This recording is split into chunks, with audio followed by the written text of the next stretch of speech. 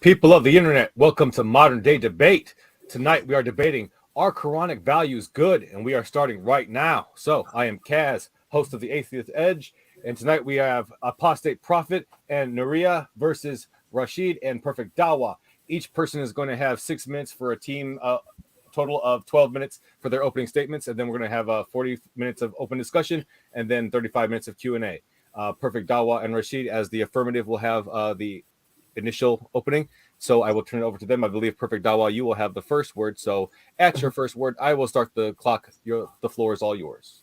All right. Yeah, thank you very much. As a converted Muslim, I am definitely a much better person than before. And I believe that Islamic teachings were not only beautiful and necessarily for the past, but for today and for the future.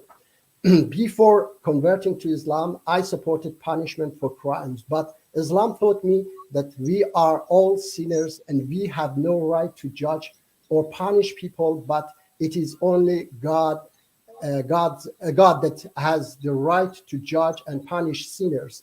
Quran chapter 88, verse 25 and 26. Indeed, to us is their return, then indeed upon us is their account. I believe Islam will guide us to a world without any hate and fight, only peace, a world where only righteous people live in. Quran chapter 28, verse 5.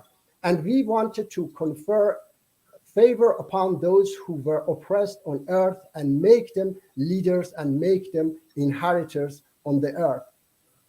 These are some of the teachings of Quran that has changed me and many others to be better people. Quran chapter 42, verse 40. And the retribution for an evil act is an evil one like it, but whoever pardons and makes reconciliation, his reward is due from Allah. Indeed, he does not like wrongdoers. Chapter 3, verse 134.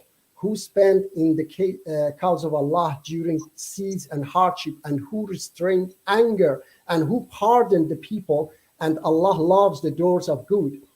Chapter 42, verse 43. And whoever is patient and forgives, indeed, that is for of the matters requiring determination. Chapter 16, verse 126. And if you punish with an equivalent of that which with which you were harmed. But if you are patient, it is better for those who are patient. Chapter 23, verse 96. O Muhammad, repel evil in the best manner. We are well aware of all that they say about you. Prophet Muhammad, peace be upon him, said, You do not do evil to those who do evil to you, but you deal with them with forgiveness and kindness. He said, the pleasure you get in forgiveness, you never get it in revenge. Ali radiallahu, the closest companion of the Prophet, said, hate no one, no matter how much they have wronged you, and live humbly, no matter how wealthy you become. Think positively, no matter how hard life is. Give much, even if you have been given little. Keep in touch with the ones who have forgotten you, and forgive who has wronged you. Hussein radiallahu, grandson of the Prophet Muhammad, peace be upon him, the most merciful person is the one who forgives when he is able to take revenge. Imam Shafi, always hate what is wrong, but do not hate the one who errs. Hate sin with all your heart, but forgive and have mercy on the sinner. Criticize speech, but respect the speaker. Our job is to wipe out the disease, not the patient. Ali radiallahu wrote to his governor of Egypt, Malik. He said, Malik, the worst people for you must be those who try to reveal people's mistakes and sins, because people make mistakes and sins, and the governor is the one who must cover them. Do not try to find out people's mistakes, because your duty is to fix the problems that leads people to bad deeds, and it is God's right to judge people, not yours. Cover people's mistakes and sins as much as you can so that God covers yours. Quran chapter 2, verse 177. Righteousness is not to turning your face towards the east or the west. Rather, the righteous are those who believe in Allah, the last day, and the angels, the books, and the prophets, who gives charity out of their cherished wealth to relatives, orphans, the poor, needy, travelers, beggars, and for freeing captives, who establish prayer, pay alms tax, and keep the pledges they make, and who are patient in the times of suffering, adversary, and in the heat of battle. It is they who are true in faith, and it is they who are mindful of Allah. Chapter 4, verse 75. And how could you refuse to fight in the cause of God and for oppressed men, women, and children? Yes. Sorry? Just 1 minute left. All right, okay. And how could you refuse to fight in the cause of Allah for God, in God, and for oppressed men, women, and children who cry out, Lord, lead us towards freedom out of this land of oppressors. Through your grace, give us a protector and helper. Chapter 16, verse 90. Indeed, Allah orders justice and good conduct and giving to relatives, and forbids immorality and bad conduct and oppression. He admonishes you that perhaps you will be reminded. Chapter 4, verse 58. Indeed, Allah commands you to return things entrusted to you to their rightful owners. And when you judge people, between people, judge with fairness. What a noble commandment from Allah to you. Surely Allah is all hearing, all seeing. Yeah, thank you very much. All right. Rashid, it's your first word. I'll start your clock. Yes, sure. Thank you very much. Yes, my position on whether the values of the Quran are good or not is based mainly on their practical and beneficial aspect. And by this, I mean the values portrayed in the Quran, as whether they are good for humanity or whether they can be implemented in a way that advances well-being. So in this discussion, I will be, of course, arguing in the affirmative, namely that Quranic values are in fact good in of themselves and also good in advancing our well-being. Now, does this mean that these values cannot be arrived at without the Quran? Of course not. Do they contradict what we perceive or what we have arrived at as good values today? I would say no, they do not. So during this discussion, I'm going to give several examples, but in my introduction, I would like to stick to some few examples as time does not permit me to go into all of them. But to simplify matters, you can, of course, categorize. You can break them down into different categories, such as those values which are spiritual and those ones which are non-spiritual. In my introduction, I'm going to touch on the non-spiritual, i.e., the practical, and then later on, if time allows it, during the discussion, I will come into the spiritual. So when you're talking about different values within the Quran, you have, of course, the constitution or the legislative values, and then you have the societal and the community ones, and you also have the familiar, the one that have to do with family, and you have the financials and the behavior values. So for me personally, I do believe that when you look at those values, you can clearly see that the Quran does in fact advocate for good values, and also it advocates those values as ways to advance the well-being of the human race.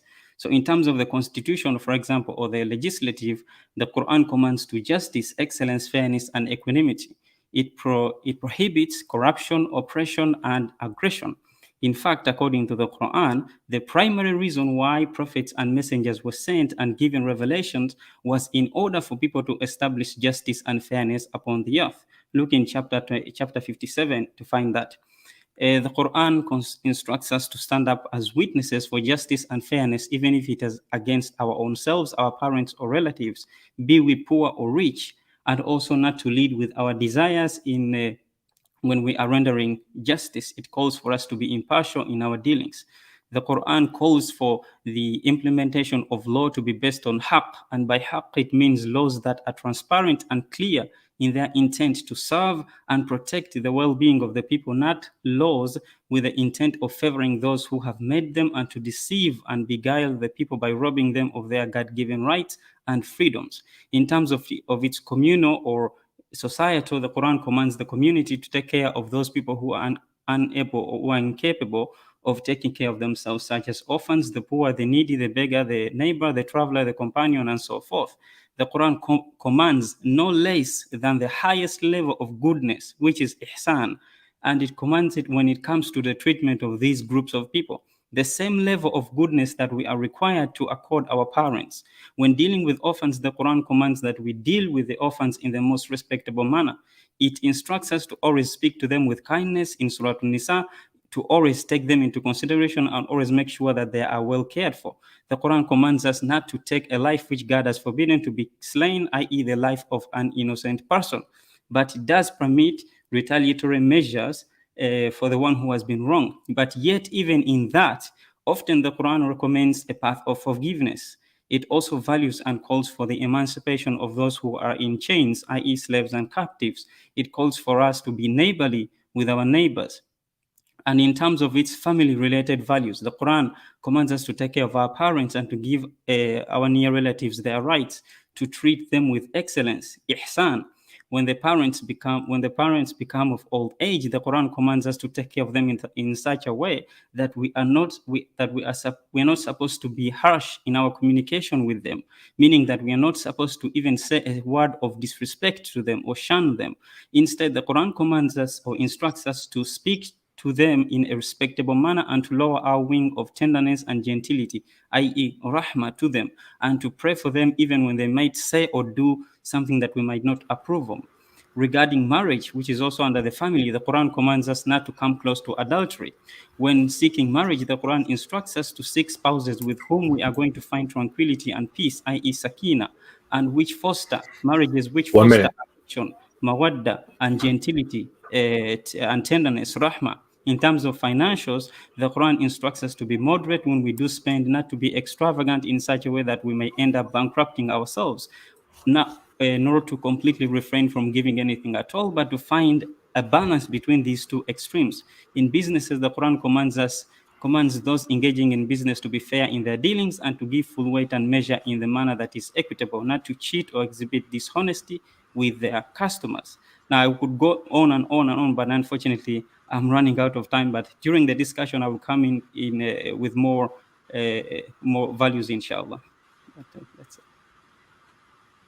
All right. So thank you so much, Rashid, for your opening statement. And I will go ahead and reset the clock. And I believe Apostate Prophet, you were going to take the first part of your teams. That's right. Yeah. All right. So it's your first word. I will start your clock. Wonderful. Thanks everyone for being here. Thank you for arranging the debate, and thanks everyone for joining. Also, congratulations to Nuriyah, who's having her first debate here. Very good to see. I want to address the two Muslim debaters. I want to quickly say, when it comes to the opening speech of Perfect Dawah, it looks like it had nothing to do with Islam. As it really is. It was his own interpretation of what Islam is supposed to be.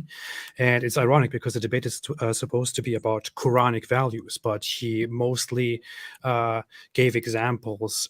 After referring to the Quran several times, he gave examples of people in Islamic tradition based on sources that are completely ambiguous. So sources that don't actually represent Muslim ideas and Quranic values at all. If I ask the average Muslim about the things that Perfect Dawah listed, they would have no clue what I'm talking about. When it comes to Rashid's opening statement, I think that that was more close to what Islam actually is. But unfortunately, there is a problem here, which is the solutions or the ideas that he presents, based on which he argues that Quranic values are good, are very vague. For example, he speaks of justice and of being good and being against corruption and being fair. You can't say that no matter what position you are in. That's the nice thing about language and about the subjectivity of morals. The Nazi regime also considered themselves very just and very fair, and they thought they are fighting for justice. They are against corruption, against evil. The Soviet Union had the same thing. It was one of their main propaganda lines, actually. So every regime, every evil, every good can have those same statements. What matters is that we look at the actual policies, at the actual thoughts, the actual ideas and acts to understand what these values actually are. if we look at the Quran, since we are talking about Quranic values, the Quran says in chapter 5, verse 51, that it's forbidden for Muslims to befriend Jews and Christians. It says in chapter 8, verse 55, that the worst of creatures are those who disbelieve in Allah, and the best of creatures are those who believe in Him. It repeats the same notion again in chapter 98, verse 6. It says in chapter 9, verse 29, very clearly, that this is a verse that I think everybody should always remember, that Muslims are supposed to fight those who do not believe in Allah and His Messenger and who do not adopt Islam as a religion until they are humiliated and pay jizya, which is protection money for disbelievers in an Islamic state. The Quran says in chapter 60, verse 4, in a fictional report of Abraham, that Abraham said to people, hate has arisen between us, and the Quran points out that this is the perfect attitude by Muslims. Abraham states that as long as people disbelieve in Allah, there will be hate between us and animosity, and this is good according to the Quran. So the Quran doesn't teach forgiveness and tolerance and whatever it is by all means. It teaches that there should be hate between those who believe and those who disbelieve, aside from also fighting them. When it comes to, there are of course many different values, like how the Quran actually treats women. You could talk about, I'm sure Nuriyah has a lot to say about that, but the Quran actually authorizes men to beat their wives. It authorizes men to take captives in war and to have sex with them, to buy and sell them, all kinds of things. When it comes to Muhammad, in authentic sources, Muhammad said that he was sent to fight the people until they believe in Allah. He promised to expel the Jews and Christians from the Arabian Peninsula, so he definitely didn't have an understanding of a diverse society. He commanded that apostates, people who leave Islam, should be executed, which is a command that scholars after him unanimously agreed upon and practiced forever. He sent people out to destroy polytheist temples and praised them for following his orders, and for destroying a temple called Dhul Khalasa in Yemen and massacring everyone they found there. This actually happened. He said, won't you relieve me from Dhul Khalasa? Bukhari 38:23. And one of his men went with an army, destroyed the temple, killed everyone around there, came back, and Muhammad said, Allah bless you. In Muslim sources, it is a very authentic belief, globally believed, that Muslims will fight the Jews before the end of time and kill them wherever they find them. 1 minute. And this is a largely accepted Islamic belief seen among the end time prophecies. Muslims I grew up believing that in the future, and maybe in the near future, a time will come, maybe in my lifetime, where I will have to fight and kill Jews, because that's what the sources tell me. That's what Muhammad said. There's so much more. Quran 33 verse 50 says that you can have sex with, that you can take captives in war, which Muhammad himself permits. We have multiple reports of Muhammad himself buying and selling slaves, including female slaves, and so on. Based on many of these outdated and extremely detestable values, which we see today practiced in Islamic societies, which is why Islamic societies are so backward and very low in terms of human development and peace, I would say Quranic values are definitely not good. Thank you. All right. Thank you so much, Apostate Prophet. And we will go ahead and kick it over to Nuriyah for her opening statement. And the floor is all yours. Your first word. Hi, it's great to be here. Thanks, Modern Day Debates, for hosting this. And a massive thank you to AP for tag teaming with me. And obviously, I'd like to extend a warm welcome to our opponents, Rashid and Perfect Dawah. I'd like to start by commending Rashid and Perfect Dawah, because they sit here today either really bravely, or some would argue completely selfless and willing to commit intellectual suicide by aiming to defend the indefensible. That is the Quran. And to defend it in front of the world on YouTube. I mean, this is the very book that inspired the likes of ISIS, Boko Haram, and Bin Laden. So kudos to the both of you. I couldn't do it. The question is whether Quranic values are good. I think it's important to start with the basics, so we can all infer that good refers to something intrinsically positive and of value, right? According to the Oxford Dictionary, good refers to something that is morally right, so righteousness or a benefit or advantage. When we start to hold the Quran up to scrutiny and up to today's standards, a very dark picture begins to emerge. So much so that the Quran actually doesn't even meet the basic requirements of Article 1 of the United Nations Human Rights Charter.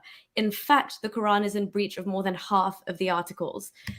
The Quran and Islam are against fundamental laws of our modern world. The Universal Declaration of Human Rights consists of 30 articles and was created in a post-war climate. It's been ratified by most countries as accepted universal law for an individual, regardless of geography, race, ethnicity, nationality, color, sex, age, at any given time. Even thousands of years from now, the fundamental laws could still apply because they are universal and absolute.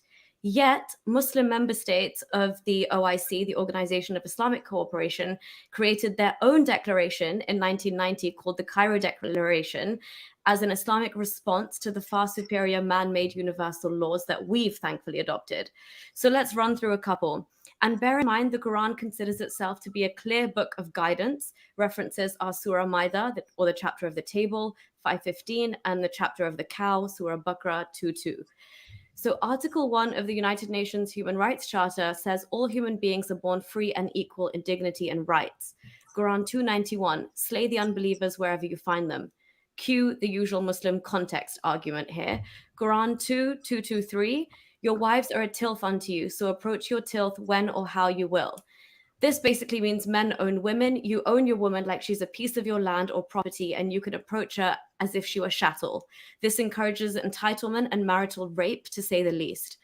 Quran 4:3, marry women of your choice, 2, 3, or 4. Men can marry up to 4 wives. Women can only marry 1 man. Absolutely no equality. Quran 4:24, also forbidden to you are women already married except those captives and slaves whom your right hand possess. This basically permits Muslim men to take captive women as sex slaves. Let that sink in.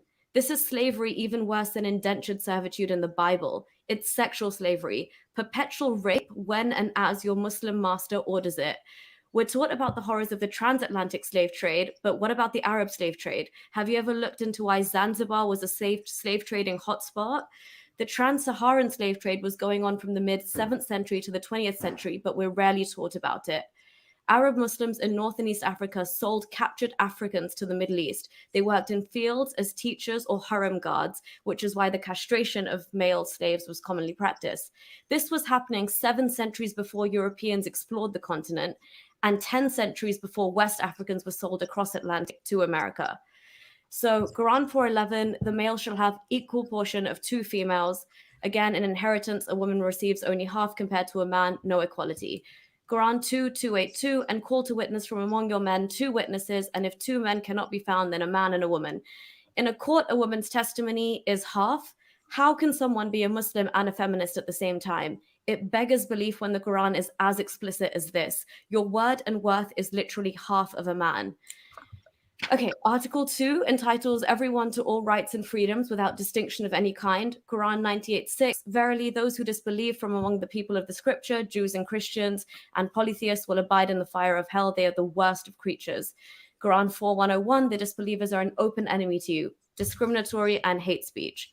Article 4 states no one should be held in slavery or servitude. Slavery and the slave trade shall be prohibited in all their forms. Quran 8:69, but now enjoy what you took in war, lawful and good. Quran 24:32, marry those among you who are single and those who are fit among your male slaves and your female slaves. No matter what sect of Islam you follow, the Quran is sacrosanct. The Quran claims it's the final, infallible, eternal, and perfected word of God. It's also important to note Sharia, Islamic law, is derived from prescriptions found in the Quran. Sharia is the final interpretation, the scholarly consensus, ijma, of the Quran and Sunnah. So when you think of hands and feet being chopped off after the Friday prayer in Saudi, bear in mind where the source of that comes from. I'd like to ask Rashid and Perfect Dawah a few things. Why does the Quran allow child marriage? There's no upper or lower limit set for marriage in the Quran. Secondly, why does the Quran incite murder towards disbelievers? Thirdly, why does it call for barbaric punishments like amputation? Doesn't it show that's nothing more than a man-made product of its time? And to everyone who thinks domestic abuse is wrong and a crime, if you read the chapter of women, Surah Nisa, it's simple to see that Quran 434 commands domestic violence. Does this sound divinely inspired to you or just perversely man-made? The Quran is an outdated, archaic 7th century war manual. It's a reflection of Bedouin society, enshrining domestic violence, sex slavery, child marriage, misogyny, consanguinity, unilateral divorce for men, unequal inheritance, predefined gender norms, incitement to murder, hate speech, threats to life, and honor-based violence, perpetuated by hijab, and subservience, with the onus of modesty culture being predominantly on women. So no, I would like to posit today Quranic values are not good. Thank you. All right. Thank you so much, Nuriyah. And that concludes our opening discussion time. So we will go ahead and kick it into the open discussion now. I'm sorry, opening statements. So we will kick it into the open discussion now. But before we do that, I want to let you know, folks, especially if it's your first time here with us at Modern Day Debate, that we are a neutral platform hosting debates on science, religion, and politics. And we want you to feel welcome no matter what walk of life you're from. So if you have a question or a comment for one of tonight's debaters, please fire it into the old live chat and be sure to tag me at Modern Day Debate. Super chats will go to the top of the list. All we ask is that you please keep it civil, attack the argument and not the person, as insults will not be read. And that goes for the general discourse in the live chat as well. Please keep it civil and please attack the argument and not the person. Our guests are linked in the description below, whether you're listening on YouTube or via the podcast. So if you like what you're hearing, if you love what you're hearing, please click those links right now and check them out. Also, Perfect Dawah is going to be hosting a after show immediately after the show. So if you want to continue the conversation on his channel, please go ahead and check that out. And then a little bit later after that, I will be hosting another after show as well. And hit the subscribe button because we have plenty more debates coming your way that you don't want to miss. And I just want to let you know about DebateCon 2 coming up on Saturday, November 19th in Plano, Texas. The link in the description below is for the tickets. Those are still on sale. They are as low as $25. And there's a fundraiser too to help it get off the ground. We are at 27% of our goal, and we have 19 days left. So please, if you love debates, if you are a fiend for them like I am, then you might want to consider supporting that goal. So with that, we will go ahead and kick it into the open discussion. Let me just go ahead and put 45 minutes on the clock. And with that, I did get a chat from Zagros. He wanted to ask that you guys spend some time, if you could, steel manning each other's positions. So if that is at all possible, if the affirmative wanted to try to do that first, Perfect Dawah and Rashid, if you wanted to try to steel man the negation of the Quran's position. But it's just a suggestion. And at your first word, I will start the clock. Yeah. So, do you guys want to go first? I don't know. Maybe Brother Rashid, you want to go first? No, you can start. Okay. I just would like to say that, of course, you mentioned a lot of different verses that it take maybe many hours that we go through one by one. Okay, like wife beatings and chopping hands and disbelief. Okay, because you take all interpretation of a bunch of backward extremists and then present it here, and then many fabricated hadiths.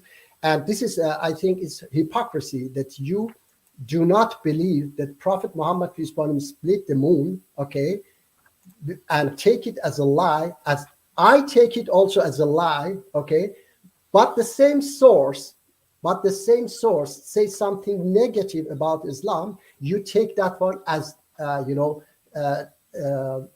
source, a true hadith, okay, an authentic hadith.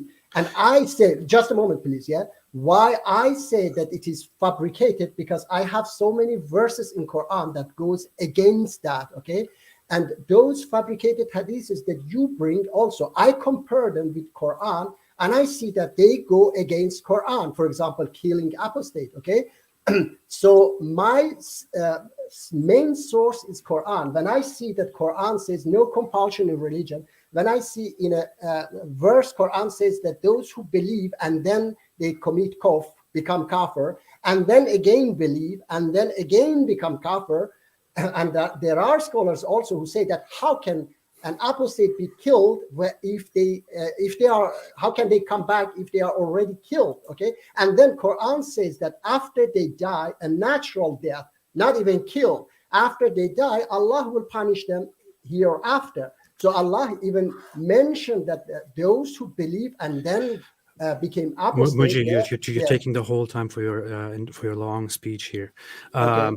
I just want to respond very briefly to something that you just asked. You said, you said we present these sources about Muhammad and have these bad interpretations of them, but we also reject that Muhammad split the moon, although that comes from the same source. And you ask how that could be. I would say that's actually a very bad application of logic. Let me give you an example. If somebody is known to say, these people should be killed, those people should be killed, that guy should be beaten, and so on, I will say, well, okay, obviously that person is saying it. If that person is also reported as somehow splitting the moon, I will say, yeah, that's simply not true. I'm sorry, that doesn't work. We have evidence against it, we have no evidence for it, and it's just an absurd belief. If somebody comes to me and says, I want to kill you, I will say, this guy wants to kill me. If he says, I went and pulled unicorns out of my fridge this morning and then they flew up to the sky, I will say, yeah, that's nonsense. I'm sorry.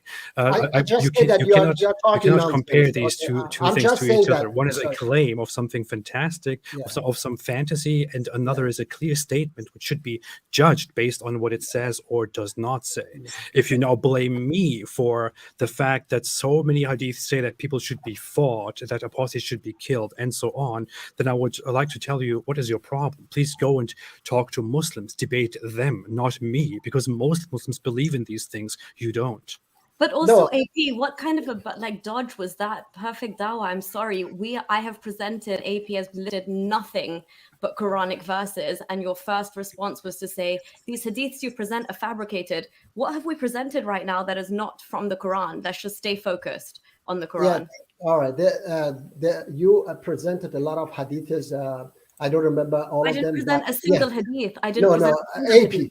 I did. Okay. AP, yes, AP. But it's weird that you actually come with that criticism, considering that you presented some quotes from Ali and from Hussein, which have no relevance at all to the Quran. Yes, they had. Yes. I read first Quranic verses that it says that pardon the people, those who wrong you. Okay, pardon them, and then I put from Ali radiallahu and from Hussein. Okay, so why do you complain? Also say, Then why do you complain that we present hadiths, which are, by the way, compared to opposed to your sources, totally widely accepted by Muslims? Why are you complaining about this? I don't understand.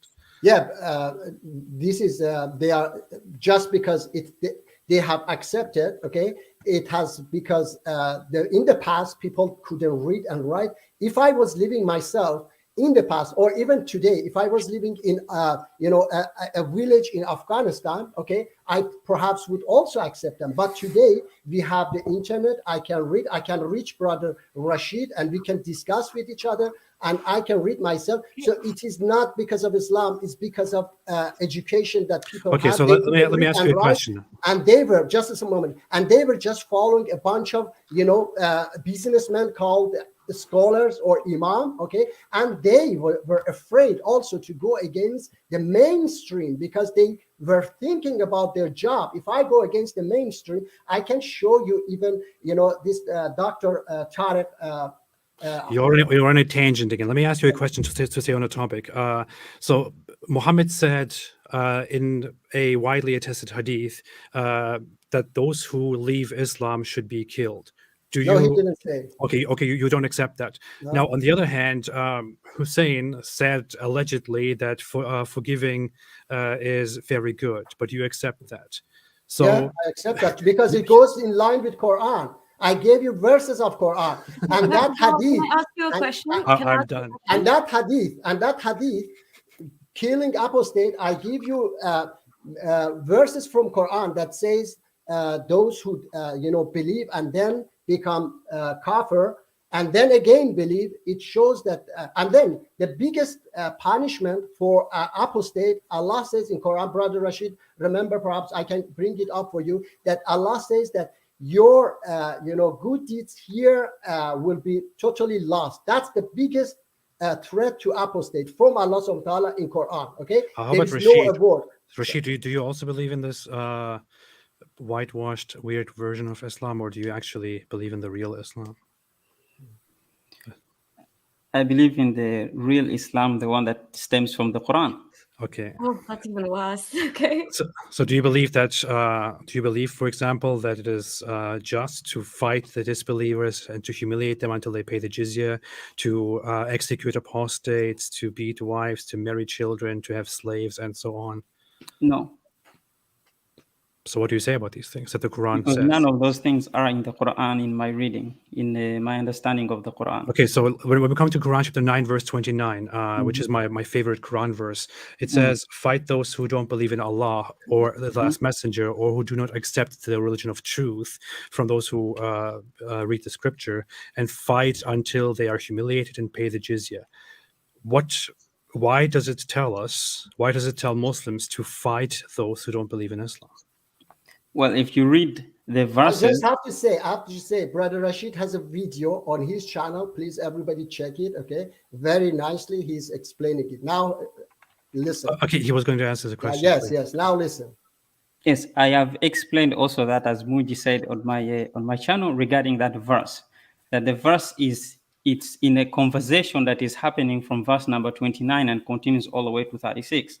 So you have to read all those verses in order to understand what is actually happening in that verse. All of it is about the Jewish and Christian people. I think you can agree with that, right? That it's talking about Jews and Christians. That's the objection, right? Pretty much, yeah. But the next verse, you see why it also talks about Jews and Christians, because they have corrupt beliefs, allegedly. Yes.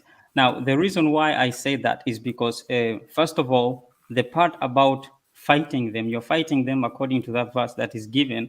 You cited 3 different reasons that they don't have Iman in God or in the last day. And you're fighting them because they do not implement this thing called Din al-Haq. And also that they did not make haram what God and his messenger have made haram. Would you agree that those are the reasons that you're fighting with them? I think so. Yes. Well, you have to ask yourself then, okay, what about those Christians who do in fact believe in God on the last day? I'm sorry. No, that would be a misrepresentation of what it actually says. The Quran verse says that you should fight those who don't believe in Allah or in the last day, who do not consider unlawful what Allah and his messenger have made unlawful. We have already hereby disqualified all Christians and Jews, and who do not adopt the religion of truth from among those who are given the scripture. So those who are given the scripture are, by Islamic standards, the Christians and Jews, and those who don't accept the religion of truth from among those who read the scripture are Christians and Jews who don't convert to Islam. So this basically tells you to fight the non-Muslims. But would you disagree with me if I said that in the Quran, there are Christians who do believe in God and the last day? There were in the initial time, since the Quran is a completely man-made book which changed with the times. Initially, the Christians were seen as righteous people, but later on it was completely changed into those who don't accept Islam. They are not accepted and they are wrong. So, and this verse clearly, by this verse's standards, Christians today, for example, are targeted as those who should be fought. Well, I disagree with that categorization, that because you have no basis for it. You can argue for it, you can comment on it, but you have no basis for it from the Quran. You can claim, oh, this came later and abrogated that, but you have no claim whatsoever from the Quran. The Sabians? All right. Would the All right. Sabians get a free pass? The what? I'm sorry, I didn't hear that. The Sabians or the Sabians, as the Quran mentions, would they be considered believing in Allah on the last day? I would assume so. I mean, I haven't met one myself. All right, let's talk about that's why. The Quran does include them among those who have Iman in God and the last day in Surah Al-Baqarah, yes. How about this? Is somebody who is a Christian and who believes in the Trinity, in the Father, the Son, and the Holy Spirit, does that Christian, is that Christian spared by this Quran verse? Yes. How? They're spared because they do not fulfill all the different criteria that the verse gives. The verse gives three things that you're not supposed to just fight them for one reason. You're supposed to fight them for those three reasons combined. You don't fight them for just one. If it was just one, it would mention just one. But it mentions those three. You can shake your head if you want, but you can. The verse, the reasons that are given there is, first of all, they do not have iman in God and the last day, and the other is that they do not forbid what God and His messenger have forbidden. You have to find out what is that they have made haram, which God and His messenger have made halal. You have to find out what that is. That What means is following it? Sharia. That's all No. it means. You have to follow Sharia and be a Let me Muslim. finish. Please. So let's say somebody who doesn't believe in God, who doesn't believe in what Muhammad revealed, who doesn't accept Islam, and who doesn't agree with Muhammad's morality. Such a person who basically by that standard doesn't fit any of the criteria in this verse. What is with that person? That person should then be fought. Again, as I was saying before you interrupted me, I was saying that the verse is talking about the things you have to find out. What is it that actually is it talking about? People who drink alcohol, even though alcohol has been forbidden? No, that's not what it means. But what God and His messenger are forbidden, which is why I said before you have to read it through to verse number 36 to actually understand what the verses are talking about. The verse is talking about certain groups certain groups among the Christians and the Jews, which says inna kathira min al-ahbari wa ruhban, that a majority of the rabbis and the monks and those kinds of people in the elite, the clerics, those elite people, that they consume the wealth of people wrongfully. Okay, they consume yakluna amwal an-nas bil batil. But they believe in God. Those it says that a majority of them did, and that's the reason why you are fighting them. But they believe in God. You just told us you just told us by reading into the Quran that the people have to fulfill all of the criteria of this verse, which is something that no scholar ever said, in order to be fought. But now you're saying that that this is only for certain people who do unjust things. But they still believe in God, so they shouldn't be fought because Did you hear me say the word believe?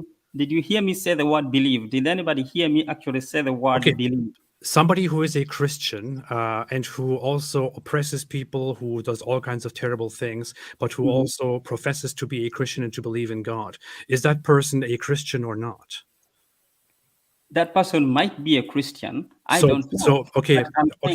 I didn't say the word by that standard, that person is automatically disqualified because he professes to believe in God. AP, let him talk. Okay. Let him talk. I didn't say. Well, you're putting words in my mouth. I asked you, did I say the word believe? It doesn't matter if you said the word belief. You just no, it matters. It matters. You just said that one has to qualify for all of the criteria of this verse in order to be fought. Then you gave examples of people who do strange things, but those people, if they profess to be Christians and to believe in God, that means you have to accept that they believe in God. So then you cannot fight them.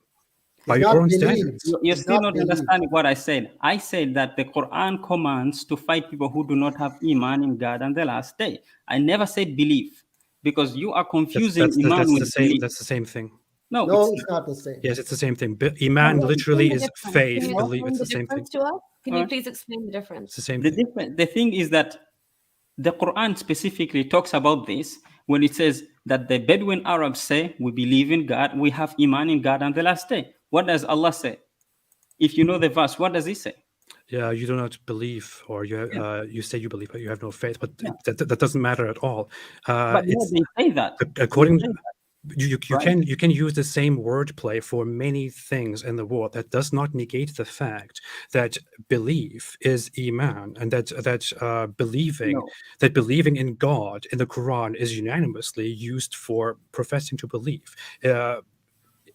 It simply does not make sense. Who are you talking about? Who is supposed to be fought by this Quran verse? The people is. Let me explain that. Go ahead. Then I stop, and then you can go on. Go ahead, sure. That's okay. The people that I've spoken about are the people who are in the higher ups, the clerics, those people who have the ability of making laws. That's why the Quran says those who forbid what God and His messenger. We regular people don't have the power, don't have the authority to actually forbid. You and I, we don't have the power to forbid things. It's talking about people who are in the upper ups, the higher-ups, the clerics. That's why in verse 34, when I mentioned, it says, "Inna kathira min al-ahbari." These are the people who are making the laws, making the dictations about how society is supposed to be run. And these are the people who are being commanded to be fought against. Why? Because they don't have iman in God and the last day. I didn't say belief. They do not forbid what God and his messenger have forbidden, which is what? They take the wealth of the people and consume it wrongfully. Number 3, they do not implement the Deen al-Haq. Deen is not religion. They do not implement the Deen al-Haq. Deen comes from, it means judgment. It means a legal system, a legislature that is within a common community. That's why in Surah Yusuf, when you see the word Deen being used, it talks about Joseph not being able to take his brother in the Deen of the king. That doesn't mean religion. Deen does not mean religion. It has only been applied to that. But what that verse is talking about these people who are in the higher ups, who do not implement the laws, the legislation that is actually beneficial to the people. That makes it a falsehood. And so they do not qualify for Iman. They might believe, yes, but they don't qualify for Iman.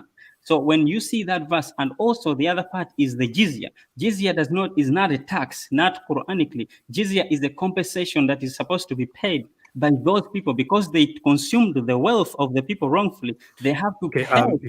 You asked to finish your speech, but you speak forever. This is an open discussion. You can do that. You can do it in your opening speech. Okay. I'm sorry, but when we talk about Quran chapter 9, verse 29, you are completely reading into the verse. The verse itself doesn't say any of these things. It merely says, "Fight those who don't believe in Allah." In fact, let me do this. Let me share my screen here for a second and show you what the great scholar Ibn Kathir said about this, who does not agree with you. He agrees with me. So let's see what Ibn Kathir said. If you can put my screen on the screen here. So he cites Ibn Kathir as the greatest interpreter of the Quran. He says, "Fight against those who believe not in Allah or in the last day, or forbid that which Allah has forbidden by Allah and his messenger, and those who acknowledge not the religion of truth from among the people of the scripture, until they pay the jizya with willing submission and feel themselves subdued." Now, does it say in the following parts anything about just the rulers? No. He and almost all scholars that I've ever heard of, I've never heard this interpretation that Rashid just presented. He says, when people of the scripture disbelieved in Muhammad, they had no beneficial faith in any messenger. They followed their own religions, which conformed with their beliefs. But here is the actual part. It says, "Fight against those who believe not in Allah." He then explains this as, this honorable ayah verse was revealed with the order to fight the people of the book after the pagans were defeated. The people entered Allah's religion in large numbers, and the Arabian Peninsula was secured under the Muslims' control. Allah commanded his messenger to fight the people of the scriptures, Jews and Christians, on the 9th year of the Hijrah, and he prepared his army to fight the Romans and call people to jihad, and so on. This says nowhere, no scholar ever said that this is about fighting certain authorities, certain people. No. You can clearly see it says, "Fight those who don't believe in Allah in the last day, in that which Muhammad and his messenger, Allah and his messenger have forbidden, and who don't accept the religion of truth." This is about those who do not believe in Islam, and this was interpreted this way by every Islamic scholar ever. That is actually known and relevant to the dominant religion. What? Even if we were to follow your logic, right, that it just refers to like the scholars or the elite class who are the rule makers or the legislators or whatever, because what you're saying is that we've moved away from what Allah and the Sunnah commands, which is essentially perfect Sharia, right? So according to your logic, then even that verse today would still apply to like world leaders. Everywhere there's not Sharia, you'd try and kill the disbelievers, you'd try and go into the Houses of Parliament, you'd go to the White House. And second of all, when even going by your logic, then if it's not just if enough people, let's say the Quraysh tribe, if enough of them didn't follow what Sharia mandates or what Allah mandates, and they were refusing to do it because they're like, oh, we want to drink alcohol or we want to fornicate or whatever Sharia does not let them do. If people are refusing to follow Sharia, they would be considered disbelievers because they are forbidding the enaction of Sharia through actions. Do you see what I mean? So even though I understand your argument, but it does not follow the line of reasoning that I presented before. I understand what you're trying If to it say. goes to lawmakers and people in power, then and the Quran is an eternal book, right? Timeless. I don't agree with that. Yeah, what about the American government, for example? This book, this verse should then also target the American government and many Western governments and many governments and people in our time as those who should be fought. So what exactly are you trying to communicate here to tell us that Islam is actually good by this And verse? Muslims have said this, It doesn't- they will not rest until the flags of Islam are rising high above the house. It's not the Quran. Yeah, it doesn't necessarily say to fight them, with weapons. Okay, Brother Rashid. Wow. Yeah, just a minute. Brother Rashid, Fight them with explain your that. mind. Yeah, just a minute. As I was saying, look, that I understand your arguments, but I just don't follow the line of reasoning. I How asked you so? before, because before I asked you, or I asked AP that there are verses in the Quran where the Quran specifically tells us that there are Christians, Jews and Christians who do have Iman in God and the last day, and they are considered from among the Salihin. And if those people are living under the Islamic system, those people, you don't fight those people. Then who are those people? Who are those They people? don't even qualify for jizya according to the Quran. Now, I know what who are those people? I know what has happened practically, what people have done throughout Islamic history. Who are those people? This verse. I agree with that. Who are those Christians? The Jews and Who are those Jews and Christians who have faith in Iman? Okay, who are they? That doesn't mean anything. Who are they? Good. The Jews and Christians who do good in the world, who try to work to make the world a better place. What is good? Yeah, define good. Good? You already defined it in your opening statement. Your definition, because apparently that qualifies them. Mine does not differ from yours. Does not differ from yours. It's talking about what is positively beneficial for society, which increases the well-being of the people. That is what is good. How about a Christian who believes that God is a Godhead, that there is a Trinity, that God is Father, Son, and Holy Spirit? Is that Christian a righteous, good Christian by the Quran standards? Or is it only Unitarians that are allowed? Please go ahead, answer. Can I answer? No, please go ahead, Rashid. Answer the question. Let's Rashid. Yeah, Brother Rashid. Okay. They have committed a fallacy within their belief, but that doesn't mean that they are bad people. That doesn't mean that they don't qualify for righteousness. That doesn't mean that they are bad or that they're going to hell. That was not my question. Are those Christians considered the righteous Salihin who have faith in God, who are excluded from the violence? It's Depends on what they do. They can be from among the Salihin. They can be from among the Salihin. It depends on what they do. Yes, depends on what they do. Salihin is about action. Okay, it's about action, righteousness. Then why exactly does the verse specifically after Quran chapter 9 verse 29 in Quran chapter 9 verse 30 it specifically gives as reasoning to fight the Christians? It says the Christians say the Messiah is the Son of Allah. That is their statement from their mouths. They imitate the saying of those who disbelieve. May Allah destroy them. How deluded are they? Which comes exactly after the order to fight them as reasoning to fight them. And the Quran also says in chapter 5 verse 70 to 76 clearly that those who believe that Jesus is God are corrupted and they will go to hell and burn there forever, and for them is no help at all. So you just told us that this only goes for some specific Christians who do terrible things and who are up high, and that all those Christians who actually believe in God and have faith are considered good in Islam. But then the Quran clearly tells you difference. They can be. I didn't no, say they they can't are. be. No, I they said can't they be. can be. No, they I can't said be. They can be. You asked They- my well, they opinion. can't I said they can be. They can be righteous. They can be included among those if they are right. If their works are righteous. Well, Yes, you are wrong. I'm sorry. they have committed a blasphemous act. They have committed something that is blasphemous, yes. But one bad act alone does not disqualify all the good that you do. It cannot, simply you doing one simple act that is bad, or them saying that Jesus is God or whatever, that doesn't nullify every single good that they do. It just can't. Okay, that's not how the Quran works. Maybe that is how you have interpreted or understood it, but no. It's not me. It's the majority of Muslim scholars and Muslims who have interpreted it this way. So I have to take something back here I said at the beginning that perfect Dawah presented an Islam that doesn't represent Islam as we know it at all. Unfortunately, that's also true for Rashid. His version of Islam is something strange as well. Can I say something, please? The author of the book in chapter 3, verse 7 say, "It is he who has sent down to you, O Muhammad, the book." In it, there are verses that are precise. They are the foundation of the book, and others unspecific. As for those whose heart is corrupted like you and ISIS and Taliban. Yeah, okay? and let me guess. Let me guess. All those verses that are. Let me explain. All those verses that are good and that agree with you are clear verses, and all those verses who disagree with you are. All right, Apostate Prophet, let's let Dawah finish because he did start. No, let me. Yeah, you have been talking a lot. You have been talking a lot. Okay, so as for those whose heart is corrupted like you and ISIS and Taliban, they will follow that. Shut up! I'm not. I'm sorry.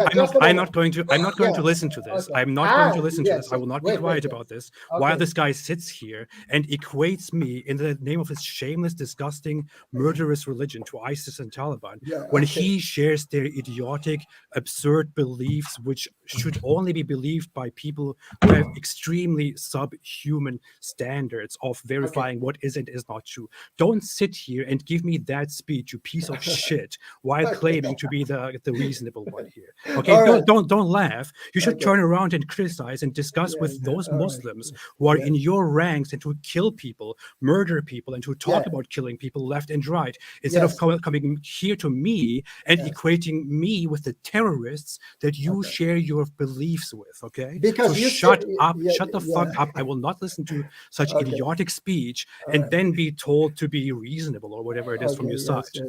Also, can we just clear something up? Do you have any sympathies for the People's Mujahideen organization? Okay. I was going to bring I was going to bring up just a moment. I was going to bring up that one, but you mentioned it right now. So people like you who cannot judge something that's happening in 21st century, that I am alive, my organization is alive, exists today, okay? And you guys, it's been banned. Okay. You see that you are absolutely educated in the subject, and Prophet Muhammad was living 1400 years ago. I understand that that's very difficult for you, but just 1 week ago, 261 U.S. congressmen and senators have supported my organization as the legitimate democratic organization for the Iranian fascist regime, okay? And I have asked AP, yes, and I have asked, wait, just a moment. I have asked, let me, and I have asked AP, okay? I have asked AP that you and your friend Armin, okay, just you guys, if you prove me that my organization is banned or terrorist or whatever, okay, then I leave Islam, okay, and I will support you. Because you guys cannot decide something that is today. That is so weird. You decide to support or not support Islam based on whether your communist group is right or not. I don't care about your communist group. This is not a propaganda channel. We're talking about Islamic values here. So you might support a communist terrorist organization or a peaceful communist organization. I don't care about it at all. That's just your hypocrisy. But if you want to come here and equate us with terrorism, while you share the ranks of people who advocate for killing people like me, then I will not have any respect for you. Because I asked you before that if an ISIS was going to kill you, and I was there, I was trying to say that no, this is not Islamic. Would you support me?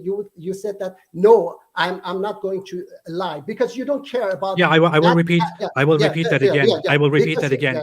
I will repeat that again. That's actually perfect. That's perfect because I care more about the truth here than about whether I fell where or fare well or not. So if we are in a situation where an ISIS guy actually wants to kill me, and you say, hey, no, this is not real Islam, I will say, hey, that guy is full of shit. This is real Islam. Because so you are living in USA and you know that nothing will happen to to you, but the guys who are in Pakistan and Afghanistan, you don't care about them, okay? And I have the fact. You have just one single. Excuse me. What the hell does that? What the hell does that mean? What does that mean? The people in Afghanistan and Pakistan believe that I should be killed. The people in Afghanistan and Pakistan believe that blasphemy should be punishable by death. They believe that women should be beaten. They believe in rape. They believe in all of these things. Is that somehow my fault? No, I don't support it. What kind of idiotic thinking he supports that? What the hell are you talking about? Okay, guys. So this has been okay. Go attack your fellow Muslims. Hold on, guys. Hold on 1 second. Hold on, guys. Hold on. All right. I think this has been it's going a little too crazy now. Do we need to do the 1 minute, or can we just? I think we should. I think I'm done. Yeah, 1 minute is better. I think I'm done. Yeah, no, I'm going to show things. You are not done. Okay. We have 12 minutes left. I do want to give Nuriyah and Rashid some time to talk a little bit more. Yeah, how about let's you want to just? Yeah. You cannot run away. Debate a little bit more. AP, you cannot run away. I'm going to show. Hey, talk to your terrorist friends. Don't talk to me. Okay. Try to convince your terrorist Muslim friends. Don't convince me. Can we do 1 minute? Yeah, sure. No, I'm perfect. I try and sympathize with Muslims, or quote unquote Muslims like yourself, who come and they read all these fluffy, nice verses. What you'll see by and large is they choose verses from the Meccan period of Islam, when Muhammad had no power and is so cute and cuddly, and he's like, to you your religion, to me mine, and then boom, as soon as he gets power and the Medina verses kick in, it's just pure bloodshed and violence. And Perfect Dawah will never ever, or Rashid will never accept that it just says verbatim literally what it says, even though Perfect Dawah says, the Quran itself says, some of these verses are completely clear and some are like metaphors or whatever. I'd like to ask Perfect Dawah and Rashid, Alif Lam Mim, what does that mean in the Quran? Let's say, even if that's a metaphor, what does Yasin mean? Because from my research, Yasin refers to Sin, which is the moon god, and it goes all the way back to Babylonia. So why has that entered your Quran? And if so, what are your scholars saying besides, oh, Allah knows best? So, I mean, if we can't even figure out the basic stuff, and you're not going to accept the literal stuff for what it is, Perfect Dawah, I was just asking whether you sympathize with this organization, because... But you don't know anything about organization. You have a completely alternate Islam. Your Islam is nothing like what mainstream Muslims accept, and you keep coming on these channels and you keep propagating your version of Islam, which honestly, maybe outside the walls of your organization, it does not exist. You don't accept the hadith. That's why you popped off at AP straight away. No, I accept. I read for you hadith. Okay, please don't say. I read for your hadiths.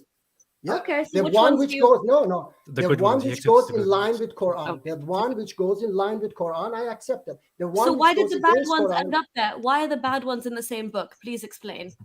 It's not the same book. It is in the hadith book. Okay, and they decided. What is the hadith book? Sorry. What is the hadith book? The hadith book is the six at least. The tellings of Prophet Muhammad. Okay, which hadith book are you talking about? I'm talking about different, all these book hadiths that I say any hadith that goes against any hadith good. Even Bukhari Muslim, they have a lot of fabricated hadiths in them. Do they also have good hadiths which you reference all the time? Yes, I said that. Yeah, I said okay, that. So your standard. So your standard is that Quran. My standard is Quran. Your standard is that if one of those hadiths in Sahih Bukhari, for example, agrees with your understanding of the Quran, then it is authentic. If it does not agree with your understanding of the Quran, then it is inauthentic. Yeah. I'm sorry, but I don't have to be a genius to tell you how dumb that is, considering that whether it agrees with the message presented in the Quran or not cannot be a standard based on which you can verify the authenticity of reports within that book, because those reports are not written down based on how does this agree with the Quran? Yeah, not whatever. No, they are written down based on witnesses, based on reports by people who come and deliver something that Muhammad allegedly said, and are then verified by multiple people until they arrive at this guy who then writes them down in his book, which is called Sahih al-Bukhari. So you would have to look at the actual sources, at the transmitters of these messages, of these hadiths, in order to verify whether they can be true or not. And I'm sorry, but the verses to kill apostates, for example, are very, very much authentic. The ones talking about taking slaves are quite authentic. The ones about child marriage are considered mutawatir. They are authentic. They were delivered by multiple people, and so on. So your standards are simply biased and corrupt. And bear in mind, this was written 200 years after the Prophet anyway. But also, Perfect Dawah Al-Azhar University has said that even Da'if hadiths, the weak ones, have a grading of 35 to like 85% of being accurate. Okay, now we also have to talk. In that one moment, that person was lying. We don't get any chance to talk, okay? Yes. Okay, in Quran, there is a chapter of called Munafiqun, the hypocrites. Even if it goes back to the very, yes, even if it goes back to very, companion of the Prophet Muhammad, you cannot be 100% sure that Prophet Muhammad said, because it could be a hypocrisy. Okay, so and Quran chapter 4 verse 80 to 83 explain that these hypocrites, by night when they went out of Prophet Muhammad's lecture, they said things that Prophet Muhammad didn't say. Quran itself explained that they were making rumors from. Let me tell you. I want to help you. I want to help you. No, we are not going to talk. I want to help you. Okay. One moment, please. Sure. Muawiyah lied so much about Ali radiallahu that when Ali radiallahu was killed in the mosque, people were saying that, did Ali radiallahu went to mosque?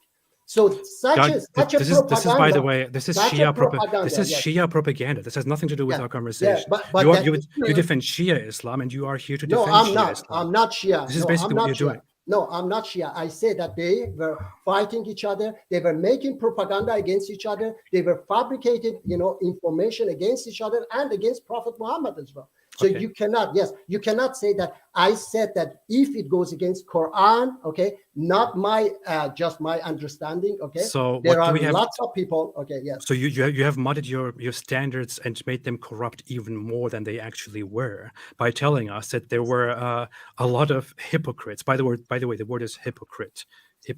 So just Hippocrates is like a Greek philosopher, so I was getting very confused. But it's hypocrites. But so you're saying that that verifying those hadith is not just based on whether they agree with your Quran or not. They are also disqualified if they don't agree with your Quran, because there are some people in the past that were hypocrites. This gets much weirder if you think further about it. You will then just go ahead and say, well, that guy was probably a hypocrite who delivered this hadith, because there were hypocrites back in that time, and this hadith doesn't agree with the Quran. Well, isn't that such an arbitrary standard here? And what if we go back and actually look at those people who delivered? I would like to share this video. It's a very short video, please. Just a moment. Listen to this, please. So Muslim you are and what you believe in. So I am. I'm a former Muslim of Turkish origin. Was born in Germany into a very religious Muslim family of Turkish origins. My parents were very observant. Are we going to watch the whole video now? When I was younger, when I was a child, I didn't care that much about religion. Very short. Okay. Just make your point. We have 5 minutes left. My point. Thank you. There was a great live stream, by the way. Thank you so much. My point was that I unfortunately removed it. Within 1 hour, okay, less than 1 hour, you make this young down that you made him that he said Muslims are wild people with wild culture, and you were saying I'm sorry, AP, that your parents were teaching you such a bad, things that you one day will go and kill, So let me get this. Let me get this straight. Let me get this. Just a moment, please. Muji, you talk forever. You yell, and then you say, no. Let me speak. Give him 30 seconds. Give him 30 seconds. Give him 30 seconds. Yes. I'm sorry that you. How many more times? Yes. Jesus Christ. Yes, I'm sorry that you were brought up in such a family that they were teaching you that you will go and kill Jews to the last one of them. I was working for. I'm sorry that I was brought up within a family that believes what the vast majority of Muslims believe. Cause. Okay, just give him 30 seconds. Please, 30 seconds. I was brought up in a family that my father was very religious. I was working 2 years with Jews, okay, and I was invited to them. Not a single time my father was telling that Jews are bad and we are going to kill them, okay? And I have so many verses of Quran that talking you have good made about that point Jews clear. and Christians. Okay, isn't the 30 seconds over now? So I'm sorry that you were in such a family. You were raised in such a family. Muji, you have made that point very. You have made that point. You have made that point very clear. Here is the issue: your Islam represents no Muslim that you will ever encounter outside in the street. Your Islam is restricted to few people, maybe a tiny percentage among Muslims like you. If you have an issue with the way Islam is practiced and vastly believed and presented by the vast majority of Islamic scholars, then go and challenge Islam. Go and challenge your Islamic scholars. Don't come here and challenge. Hey, if you when you talk, I don't care. You can talk about that later, okay? I don't give a shit. Please don't interrupt me and then complain about interrupting you. If you have a problem with how Islam is believed and practiced by Islamic scholars, have a debate and fight those people. Don't come here and accuse me or Nuriyah, ex-Muslims who have actually experienced Islam like most Muslims experienced them because of the way we have experienced Islam. Go have your fight with Islam, not with us. Nobody cares about your Islam. Not even Muslims follow your channel. Muslims laugh about you. They don't care about your message. They don't care about your channel. They don't care about your Islam. This is the real Islam. In the real Islam, you hate, you fight, you are, and whatever it is. Now can I talk? Yeah. I said beginning cause, okay? I said in the chat as well, please organize. I've said it to James many times. Please organize a debate between me and Daniel ISIS Jew, okay? And they have banned me, all of them, these YouTubers, extremist YouTubers. And then you say all the time, can you cause please share this screen? You say it is my tiny, Islam. Can you please share this video? Did you just call Daniel Hikkichu ISIS? Yes. Can you please share this? Okay. Look at this. These are Islam. These women are, these women are leaders. Okay. They are going to bring down Iranian regime. They are Muslims. Okay. And we are millions. So don't just say, I am the only one. Okay. And this organization is the most democratic. And we have been fighting, we have been fighting for for the right of non-Muslims, because we didn't have any problem wearing hijab. Okay, you saw that they were hijabi, but the first people who came out against Khomeini and said you have no right to force people to hijab was this organization. Okay, so let me guess. Don't say that I'm alone. Okay, let me guess. You took the link to that video out of the Quran, right? What? You took the link to that video. You let Rashid respond to the next thing real quick. Yeah, let Rashid also talk. Rashid, sorry, Perfect Dawah. I really want to know which Quran you guys are reading and which translation, because wow, that is non-existent anywhere else. Yeah, very impressive. Okay, for me, I don't. As to your question, Nuriyah, I don't read a translation because I understand the words in Arabic. So you should know Daraba even better than anybody else. What does Daraba mean? Please explain. It means to, personally, for me, I think it does mean to hate. I have never said that it doesn't. Thank you for being honest. I appreciate that. I look at the words. For me, my methodology is quite simple. I look at the words and I look at how they are used within the Quran. I do understand that words do have a certain tendency to mean multiple words. It's also in English. But I look at the words and I look at how the Quran uses those different words. And I look at how a verse, for example, or a certain belief about a certain verse or a certain opinion appears in one verse and in another. And I look and I see, for example, does it make sense? For example, I used to believe those things that AP believes about that verse. I did. There's no denying that. I think that most Muslims who become, for example, let's say, if you want to say, go away from the traditional narrative, that such people, they start out believing that kind of stuff. But then they evolve over time. I am looking for the truth just as, the rest of you. But for me, you were so close to being ex-Muslim and then you just got trapped back in. For me, I look at, I want to be as true to the Quran as possible. And for me personally, when I looked at it from that point of view, I had questions. Like, for example, when I had that understanding that verse means fight the Jews because they don't believe, and that same understanding, I asked several questions as to whether they would fit that verse. And when I found out, I started doing a process of elimination. And what that led me to was that it just can't be that interpretation. Though I understand that Ibn Kathir and the Tabari and the Zamakhshari and the different kinds of tafasirs that out there, they do portray that kind of they do portray that kind of idea. And for me personally, it's not difficult to understand why. I can understand completely why they did, why they had that belief, why they interpreted those verses like that. It is sort of like it's like I don't know how do you say those pins that you put and then they hit one another like that. What do you call that? Dominoes. Those blocks. Yeah, it's like a domino effect. When one interpreter, great scholar interpreter, for example, comes out with this opinion, the later scholars are obviously going to take from his inspiration. It's understandable. So you find that they will quote the same point. They quote the same exact thing because they didn't want to deviate from the normative. They didn't want to deviate from the accepted version. But Islam has gone through different versions. It's not just one. Islam has gone through different modes, different reformations, different kinds of Islam. The one that we just happen to have today just happens to be the one that that basically gained fame. But before that, Islam looked a hell of a lot different than it looks today. So for me, it's not that difficult. So for me, I'm going to let Nuriyah respond to you, Rashid, and then we're going to go ahead and kick it into the Q&A. So go ahead, Nuriyah.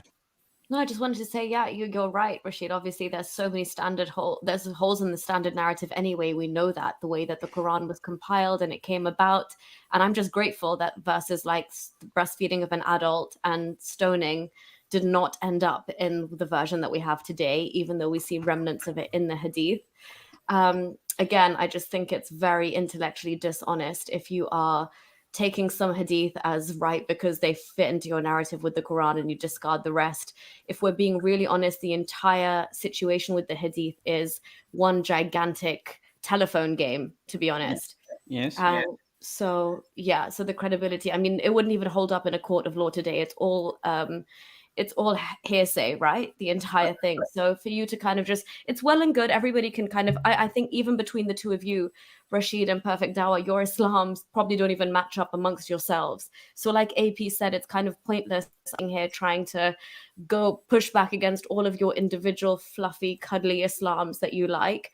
Whereas the real Islam is there in the Quran. It's being like, we see it in the world. We see why in Afghanistan 50-year-old men are marrying 6-year-old girls. We see why Boko Haram are taking sex slaves. We see why ISIS are enslaving Yazidi women. There is a common denominator, and that is Islam. And what's the source of Islam is the Quran itself. Absolutely. So that's yours. Wouldn't you say that is an Islam? Okay, I want to go ahead and kick into the Q&A now, guys. So let's go ahead and do that now. Let me just check to see. I just want to say something fast. Well, you guys had the opening statements. You guys had the first word, so I'm gonna go ahead and let them have the last word on that one. So let's just go ahead and do that. So let's go ahead and go to the Q&A now. So I'm putting 30 minutes on the clock, and I'm going to ask the first question. This is a super chat from Zagros Oskan for $9.99. He asked, we already did this one. He asked for you guys to do the Steel Man at the beginning of the open discussion. Didn't work out so good. And he did follow up with that later. That said, this is what happens without Steel Man's big mess. Said that for $1.99 later, so I will not have to ask that later. So, okay, next question from Thunderstorm for $4.99. They say the stone at the Mecca is from the temple of Artemis, and the moon symbol is her symbol. Aphrodite had a stone as well. So I believe that is for the affirmative side. I mean, my response to that is that the Quran doesn't mention anything about a stone or a black stone being. I think that's what it's a reference to. My personal opinion on the idea of the black stone, I actually believe it is either of two things. One is that it might be a meteorite. That I think that it was a meteorite, and back then probably people would think that is sort of like a stone from the heavens and from the gods and that kind of thing. And so they took it and started venerating it for some reason. I think that's most likely the case. I don't think that there is any special attachment to the stone. I think it's just a stone. There's nothing special about it. The hadiths about the Prophet kissing it or touching it, I don't believe that he did that. But for if he did that, then I would say I would find that a bit questionable myself. I So have to if say, Muhammad did that, then you find it questionable. If Muhammad actually I would find it questionable. yes, Nice. yes. But Because it's I very don't. pagan, But we right? don't. It's very But we don't. pagan-like. Why are you Yeah, but- worshipping a stone and Because kissing no, it? because I would then want to know why would he do that? Because it Yes. doesn't make sense. Why Because kiss he's a a stone? pagan, that's why. He's Yeah. incorporating his old beliefs into the Yeah. new No, supposedly but- No, the but- thing is that but- we didn't say that we believe in that. We didn't say Why that not we believe. include it in his book then? If it's so It's special, attached to why the not Kaaba. include How it can in you his both not believe in it? It's literally physically attached to the house of. It's part of the ritual of Yes. Hajj. If you went to Hajj, would you not circumambulate the Kaaba and then proceed to kiss the Yeah, the stone and Kaaba. erase your sins? No, I'm not the going to stone. kiss. I'm Not not the going stone. to The kiss. Kaaba, Okay. yeah, we go around Well, it. you Not the guys are stone. just not representative of Muslims. So you then accept that a possibly pagan or futile object is attached for veneration to the center of worship in Islam, to the Kaaba, that black stone, and No, to- I mean, to consecration. I think that let me explain. Try to explain that because the Kaaba has been destroyed and rebuilt and destroyed and rebuilt. At one time, it was completely eradicated after the Prophet had died, completely torn to the ground. So the idea, I think that this idea behind a black stone or something like that, I think that it was something that possibly came in after the Prophet. That it was something that belonged to a different kind of tradition because there were multiple Kaabas around, so it wasn't just the Kaaba. So I think that maybe that came in later, but of course I have no absolute evidence for that. Someone can disagree with that if you want, but that's just my theory, is that it came in at a later point, because I think that if it had such a significance as it has today, like we think that has such a significance, if it did, it would be, for me, I don't find it possible that the Prophet would attach such significance and still not mention anything about it in the Quran, for me personally. Well, Rashid, But it is here in is the the- hadith when like one of the caliphs says, oh, if it wasn't for Muhammad circumambulating or doing this, kissing the stone, we wouldn't have done it. It's So in the the Omar, Umar yeah. hadith. The Omar hadith of says in Umar. a very widely attested hadith, which is considered extremely authentic by Islamic standards, by the way, Yes, I'm aware of that it. he went to it and he said, if I had not seen the Prophet kiss you, I would not kiss you because you Okay. kissed the stone. Yeah, they say even I'm they. really glad, sorry, perfect. Though I just want to say, I'm really Yes. glad none of you will kiss the stone or go near it because it Yeah. was even taken by, what's his name? Abu Tahir al-Janabi or something. It was looted and he used to actually desecrate on it. He would pee on it and stuff. So good going, guys. Yeah, I just would like to say add something that they even said that 2 verses of Quran is missing because it was eaten by a goat. So Exactly. I don't believe in everything they say. Okay, just because they said, I don't believe in that. All right. Yes. Okay. Next question. So let's go to the next question. Jack Mason sent a 99 euro, I believe. I want to double check that in a second. But he also sent, there was no message attached to that one. But then he also sent a 5.99 super chat. And I guess that is euros. I was correct. So the Quran could be misunderstood from people that live in the village in Afghanistan and do not have education. That means that its core values are bad. Once again, please. I didn't understand. Once Sure. again. So the Quran could be misunderstood from the people that live in a village in Afghanistan and do not have education. That means that its core values are bad. All right. First, I have to say that Nuriyah mentioned something, and I repeat again that you mentioned old guy in Afghanistan marry a child. I mentioned as well, I have said it many times, that if I was living there in that village, brought up there, probably I would do the same. If I was born in a drug cartel family in Colombia, I would probably have tattoo everywhere, guns, and go and kill people. So it depends on where you are brought up and what kind of education you have gotten. Okay, and yes, many books can be misunderstood. Okay, and I understand that the meaning of creation wasn't like this, that everything is perfect. Yes, you can say that why God, the people there are atheists who say that why God doesn't send a prophet today. Okay, and you can ask this question. This is how God has created his creation, and this is how he decided to guide us. All right, and he knew that one day we all be righteous and we will live in a beautiful world. Okay, he know that we grow, he know that we develop. Okay, so that's why you cannot just sit here now and say why it was this is our situation. What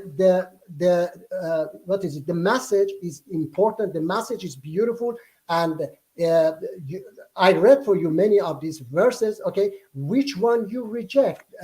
I don't want to repeat again which of these messages. Okay, I want to say fast. Okay, those messages that you misunderstand, Nuriyah, don't follow them. Quran says don't follow them. In chapter 3 verse 7 that I was going to read it, okay, you didn't allow me. Quran says those whose heart is corrupted, they follow just the unspecific verses. They don't follow the precise verses. Please follow the precise verses, okay? And what's the point of them? The point. So the point is that if you don't understand, if the verse goes against the precise verses, which has been mentioned 113 times in Quran, the most merciful and forgiving God, when you see that it doesn't go, it doesn't match those precise verses, then don't follow it, because I understand those verses that they are not what you think. Okay, I can explain for you. You hear what you're saying? Yes. Do you hear your logic? That's one of the dumbest things I've heard in a long time. I'm sorry. Same here. I cannot believe what I'm hearing. Sorry. Wow. Okay. You want me to read for you chapter 3 verse 7? Should we let Rashid have a chance to answer that real quick? Yes, I mean, I personally actually heard the question as if it was rhetorical. So, is there anybody who heard it as if it was rhetorical? Just me? Because the question was that it was framed as if it is rhetorical to me, that people who are, in the village in Afghanistan don't understand the Quran, and all of a sudden that means that it is bad. I mean, that's how I understood. I understood as if it was more like a jab at Nuriyah's point rather than ours. But I doubt it. I think it was pretty much a statement pointing at the fact that the Quran is such a mess and it's at its core rotten. Yeah. Even though it says it's a clear book of guidance in itself, but as Perfect Dawah will say, it doesn't matter because somewhere else it says it's not a clear book. We'll go with one of the ones I like. Yeah, the ones that I like are clear. Yeah. No, exactly. The ones that I like are clear. In chapter 3, verse 7, it's mentioned it clearly. Okay, if you don't understand it, that's your problem. Yeah, well, it's always our fault. It's always our problem because Allah can choose to guide who He wills and misguide who He wills. So it's Allah's will. It's not really our choice. Let's be honest. Yep. All right. Let's let the affirmative side have the last word on that, just because it was for them, I think. But please, no 5-minute speech on this one again. Every question. Okay. 30 seconds. Then. All right. For Samir Farsain for $2, they say, do constitutions fight tax evaders? So does 9:29, chapter 9, verse 29. I'm sorry, I don't understand. What? Do constitutions fight tax evaders? So does chapter 9, verse 29. Is that supposed to be a defense of the Quran? I think because 929. Yes, it is a defense of the Quran. Samir is definitely. Oh my God! I'm sorry. The U.S. Constitution, for example, or any constitution in our time, does not say fight those who don't believe in our ideology, in our religion, humiliate them, and so on, and then give us reason that they simply don't believe in what we believe in. This is what the Quran does. However, the Quran says very explicitly. If you want me to read it, I can read it again. I mean, it says very clearly, fight those who do not believe in Allah and His Messenger, who do not accept or who do not consider unlawful what Allah and His Messenger have made unlawful, who do not accept the religion of truth, Islam, from those who were given the scripture, fight until they give the jizya. And jizya is not just taxes. Jizya is not a tax. It's not something that everybody simply pays to the government. It is something that is specifically imposed upon disbelievers, upon non-Muslims within an Islamic society. And the amount of it, by the way, is unspecified. So Muslims can have their own charity and their own taxes, but the jizya is a specific amount of protection money which is imposed upon non-Muslims in exchange for their lives and their well-being.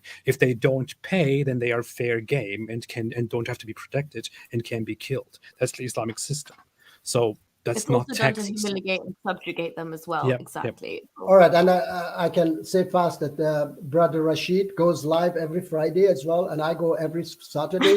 Those who have questions, more questions, and he has a video on his channel he can share with you about chapter 929, explaining very well, and he explained right now that it is not belief, it is those who have faith, okay, and we don't want to go in it again, okay?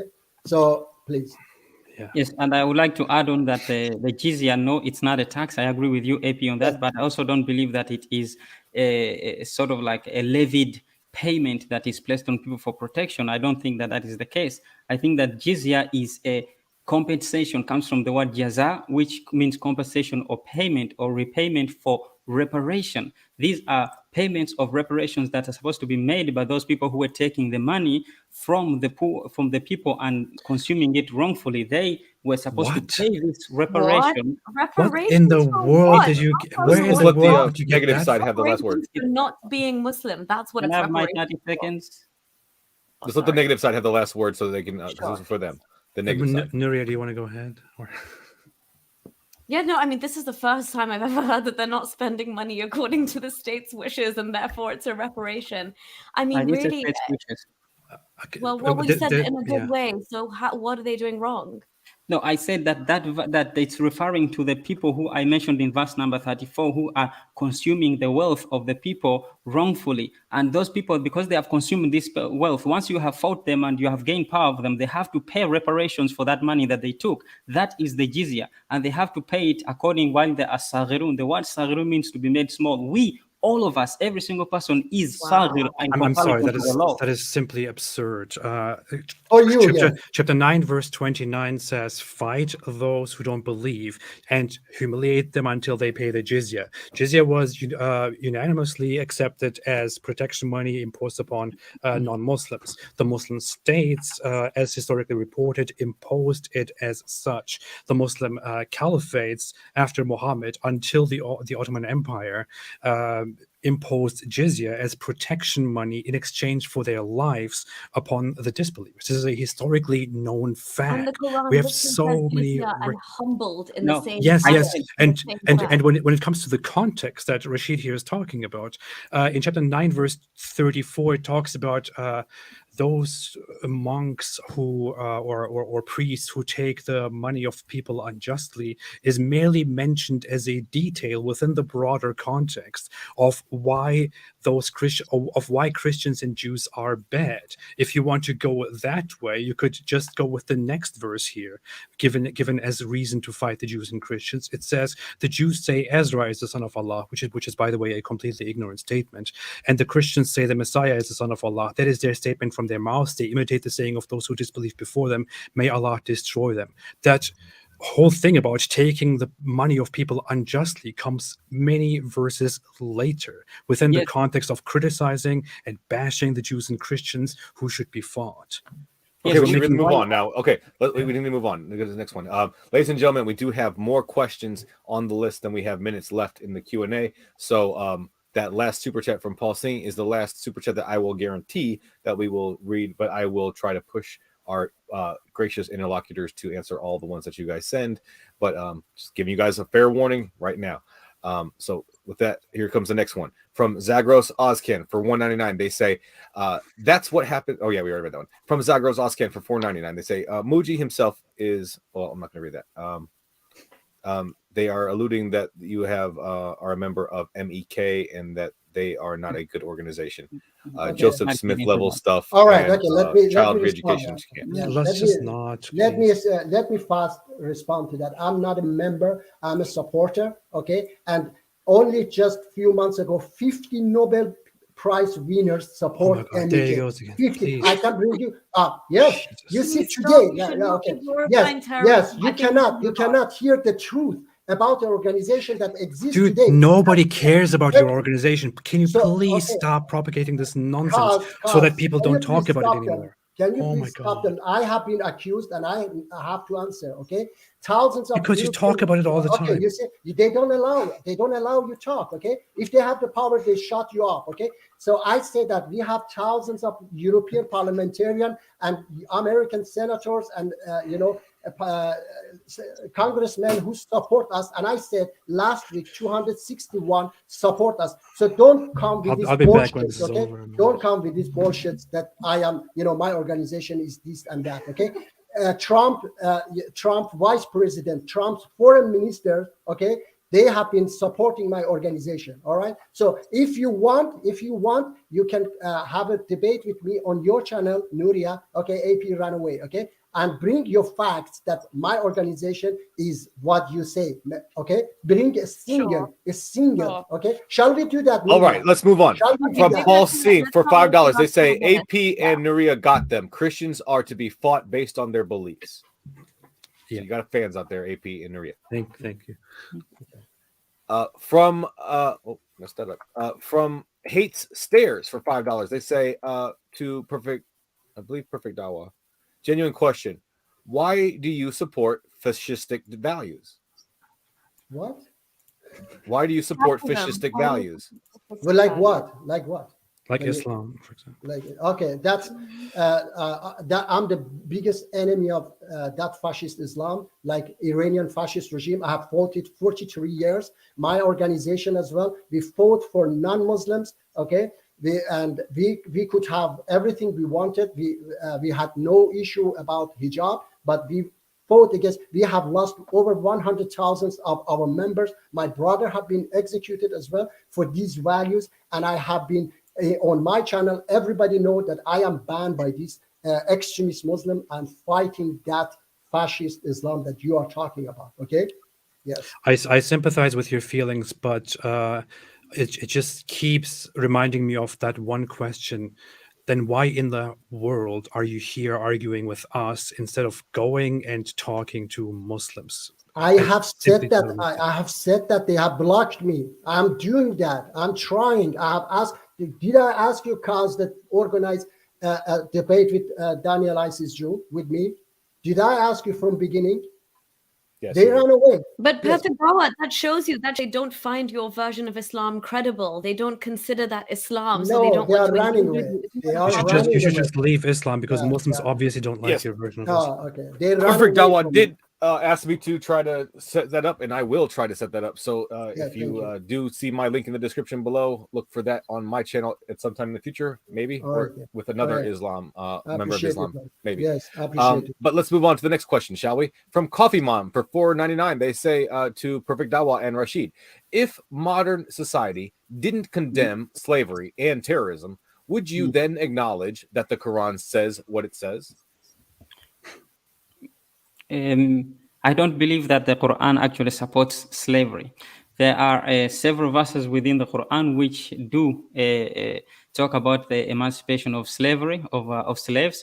I also have a video on this on my channel, so if someone wants to watch it, I won't go into so much details about that, but the Quran has categorically disallowed slavery. It has spoken. Can you give me a source for that, please? Thank you.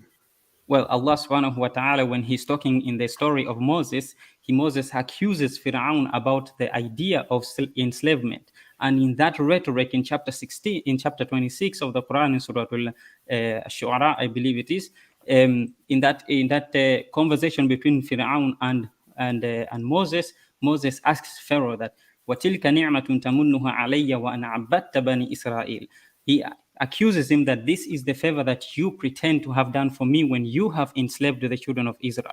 That this idea of enslavement, that is the whole story of the story of Moses. Where is there a clear prescription like That- kill that the is- disbelievers that is- wherever you find that them? does- Chapter Where does it say 26, verse That does- 22. that does not say that Islam slavery Let's is move on bad. because that was a question for Yeah, Perfect Dawah chapter and Rashid. So 26, let's just go ahead and move on. Yeah, chapter Shall we? 26, 10 verse verses, if 22. that's okay.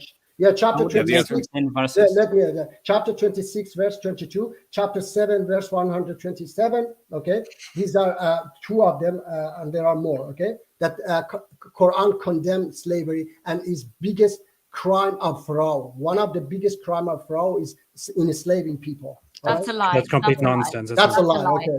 That's a lie. We are giving you the Outright chapter. lie. We are giving the chapter. Okay. Yeah, if, Okay, if well- it was our turn to talk, I would love to give you chapters in which the Quran says that slaves and free men are not equal, which the Quran clearly itself says. But you're Well- talking about something in which a conversation between Moses in his time and the Pharaoh happens, in which the complaint is that the Pharaoh is enslaving God's people. It's not about slavery being bad. It's about enslaving God's people. I can say, hey, don't kill my men. That doesn't mean killing is bad. I'm just saying it is bad for you to kill my men. Do you understand the logic here? And what did It Arabs never do? says that slavery is bad. Rashid, even for you, I really want to ask you, what about how do you feel about what the Arabs did to the Africans? Oh, Does I that do not bother agree you with- before? Yeah, let me Like, how do you explain. sleep at night? Let me Yeah. answer. Yes, let me answer. And I did watch your video on slavery. I loved it very much. Thank you. It was very informative, and I can tell you that I do agree with about 98% of what you talked about, except for the part about the Quran, allowing it. But I do agree that yes, this thing about slavery, that unfortunately it's one of the greatest failure of Islamic history. It is a thing that I don't believe at all that the Prophet actually advocated for it. If I wanted as a person to actually advocate for slavery, I would not include so many verses in my book, in my biography, which I believe the Quran is, which talk about freeing of slaves, freeing of captives. Why would I do that? I Well, wouldn't Muhammad talk traded about. 2 black slaves for 1 Arab slave. It's in the Hadith. Yeah, but that's the hadith. That's the thing. Okay, that's the Yeah. hadith. But when we're talking about the Quran, if slavery was such a big thing, why is there is not a single verse in the Quran which talks about buying or selling slaves? By the way, the question. Okay, let's go ahead and move on from that. The Let's go to question was next one. completely Okay, different, guys? by the way. Wasn't the question a different Okay. question? So Nuriyah asked Kaz? me a The question was Nuriyah asked about me a question. slavery and terrorism, but let's go ahead and move on. From Paul Singh. For Yeah, but $5, the they say- question was okay. Whatever. Yeah, I'm sorry. Explain how fake hadiths ended up in authentic hadith books that are supposed to be the sayings of God's final prophet and the one true religion. That's a very actually simple answer to give, because hadiths are not written on the background that they are the word of the prophet. No scholar, okay, I guarantee you, no scholar in their rightful mind would say that these are the exact words of the prophet. No scholar would say that. You cannot bring a single hadith which you can take to a top scholar who would tell you that this is the actual word of the prophet. Why? Because all hadith scholarship tells you the first thing you learn within hadith studies is these are one. There are thoughts. There are, if you can like, they are sort of like thought out thought processes. It's not true. It's not haq. It's not truth, actual truth. They can tell you that this is what we supposed that the prophet might have said.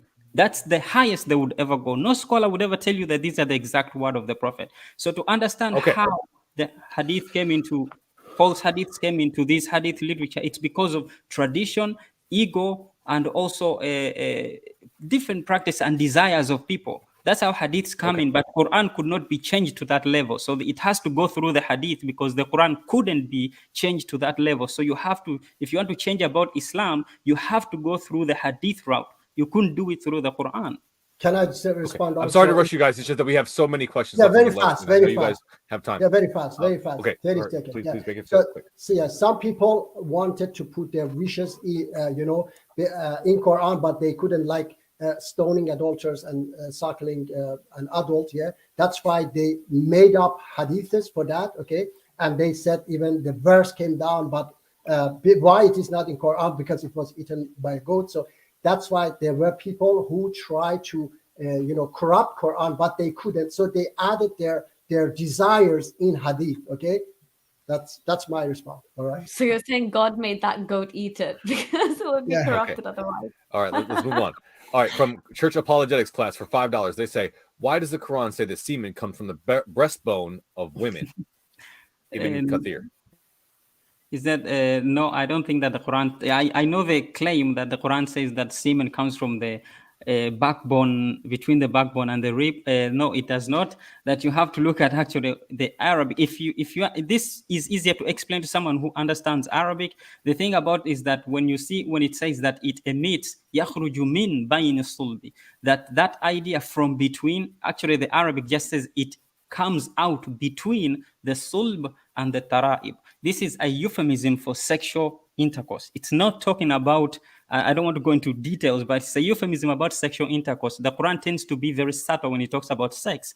So that is also another euphemism about that. It's not talking about the origin of semen, because why else did people castrate? People already knew where semen comes from. That's why they castrated by removing the testicles, because they knew. Of course, they knew where semen comes from. There's no point in the Quran coming in and telling people that it comes between the backbone and the ribs. Where have you ever seen someone being castrated through the backbone and the rib? They knew. All right. From Church Apologetics class for $5, they say, I'm going to write the Quran the 8th time since the 7th wasn't enough for Muslims to understand. Peace be upon me. All right. From Paul Singh for $5, they say, the fact that we are disagreeing on the meaning of verses in the Quran means the Quran is not clear and concise as it proclaims. Thank you. Okay, let me respond to that. Yeah. And I have said that I gave you the chapter 3, verse 7 that explain itself. Okay. And why it is not, clear, some verses. I said it before that this is how God has decided. I can say that there is a planet that angels living there and everything is perfect, but there are billions of other creatures and planets that things are different. He decided to create us in this way. He could send us now the biggest miracle and the latest version of Quran or his message, but he has decided to do so, okay? And he knew that because he wanted us to develop, okay?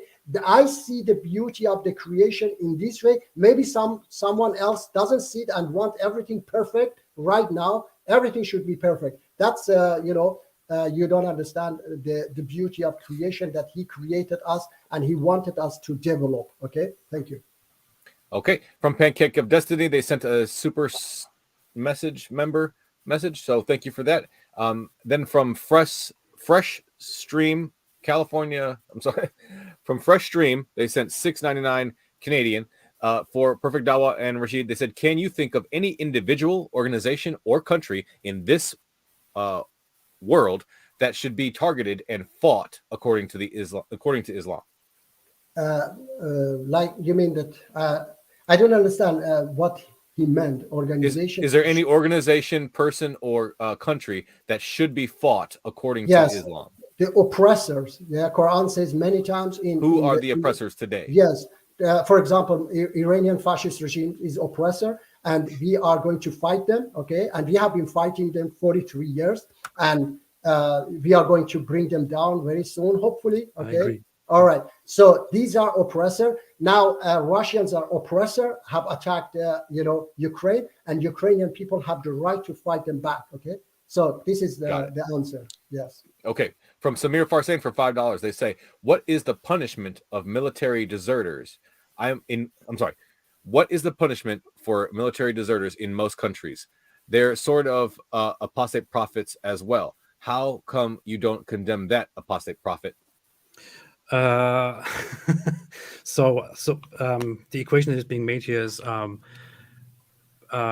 apostasy is punishable by death according to Islamic law, according to Muhammad, and I criticize that. But deserting the army is also punished by death in most countries. So why don't I have a problem with that?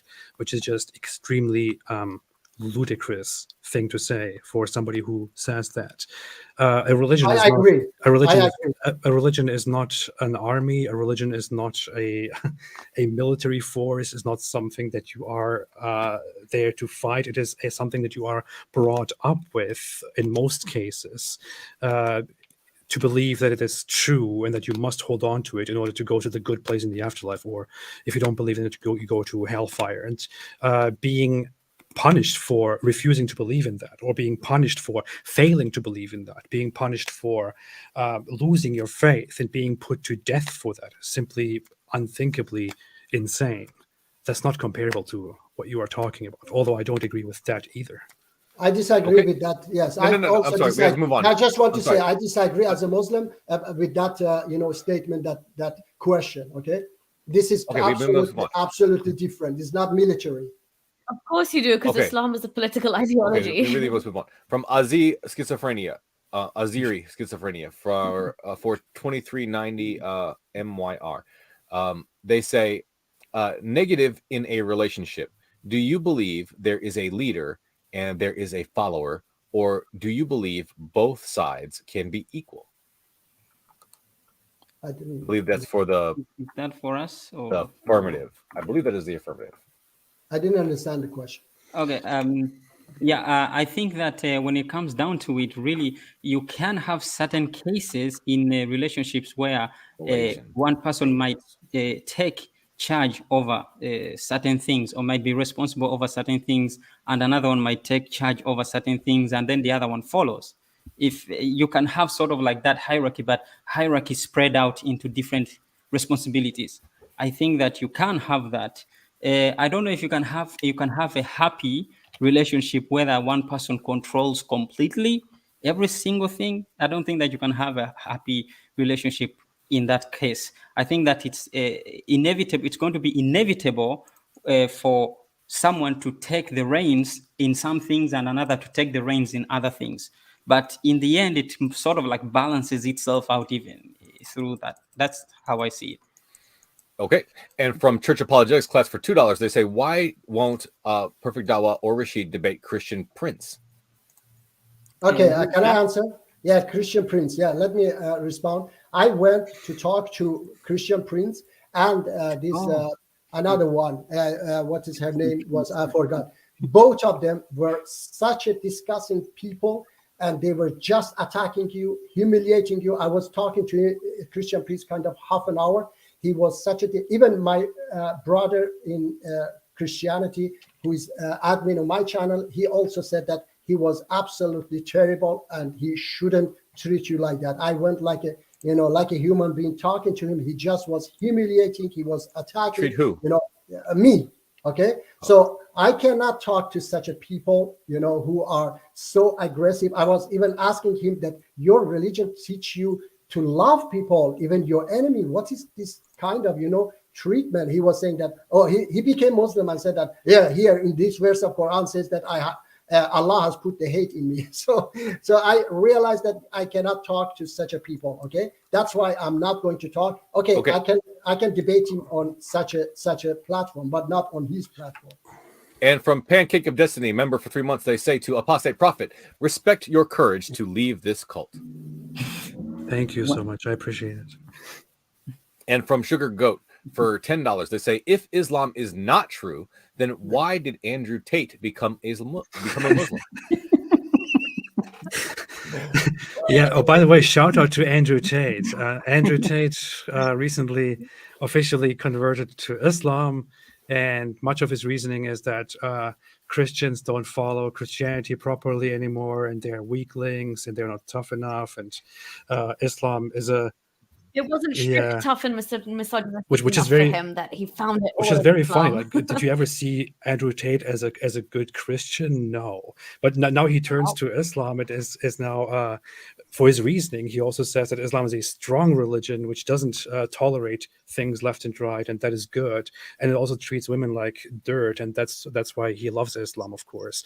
So there goes Andrew Tate. He wants an obedient wife, and also he's banned from like every social media platform. So remember, now that he's a Muslim, he's got the power of the Ummah, and if people try and ban him, he can cry Islamophobia. So, he needs the following, he needs the Muslim Dawah boy kind of hype. It's perfect for him. I think this is a match made in heaven.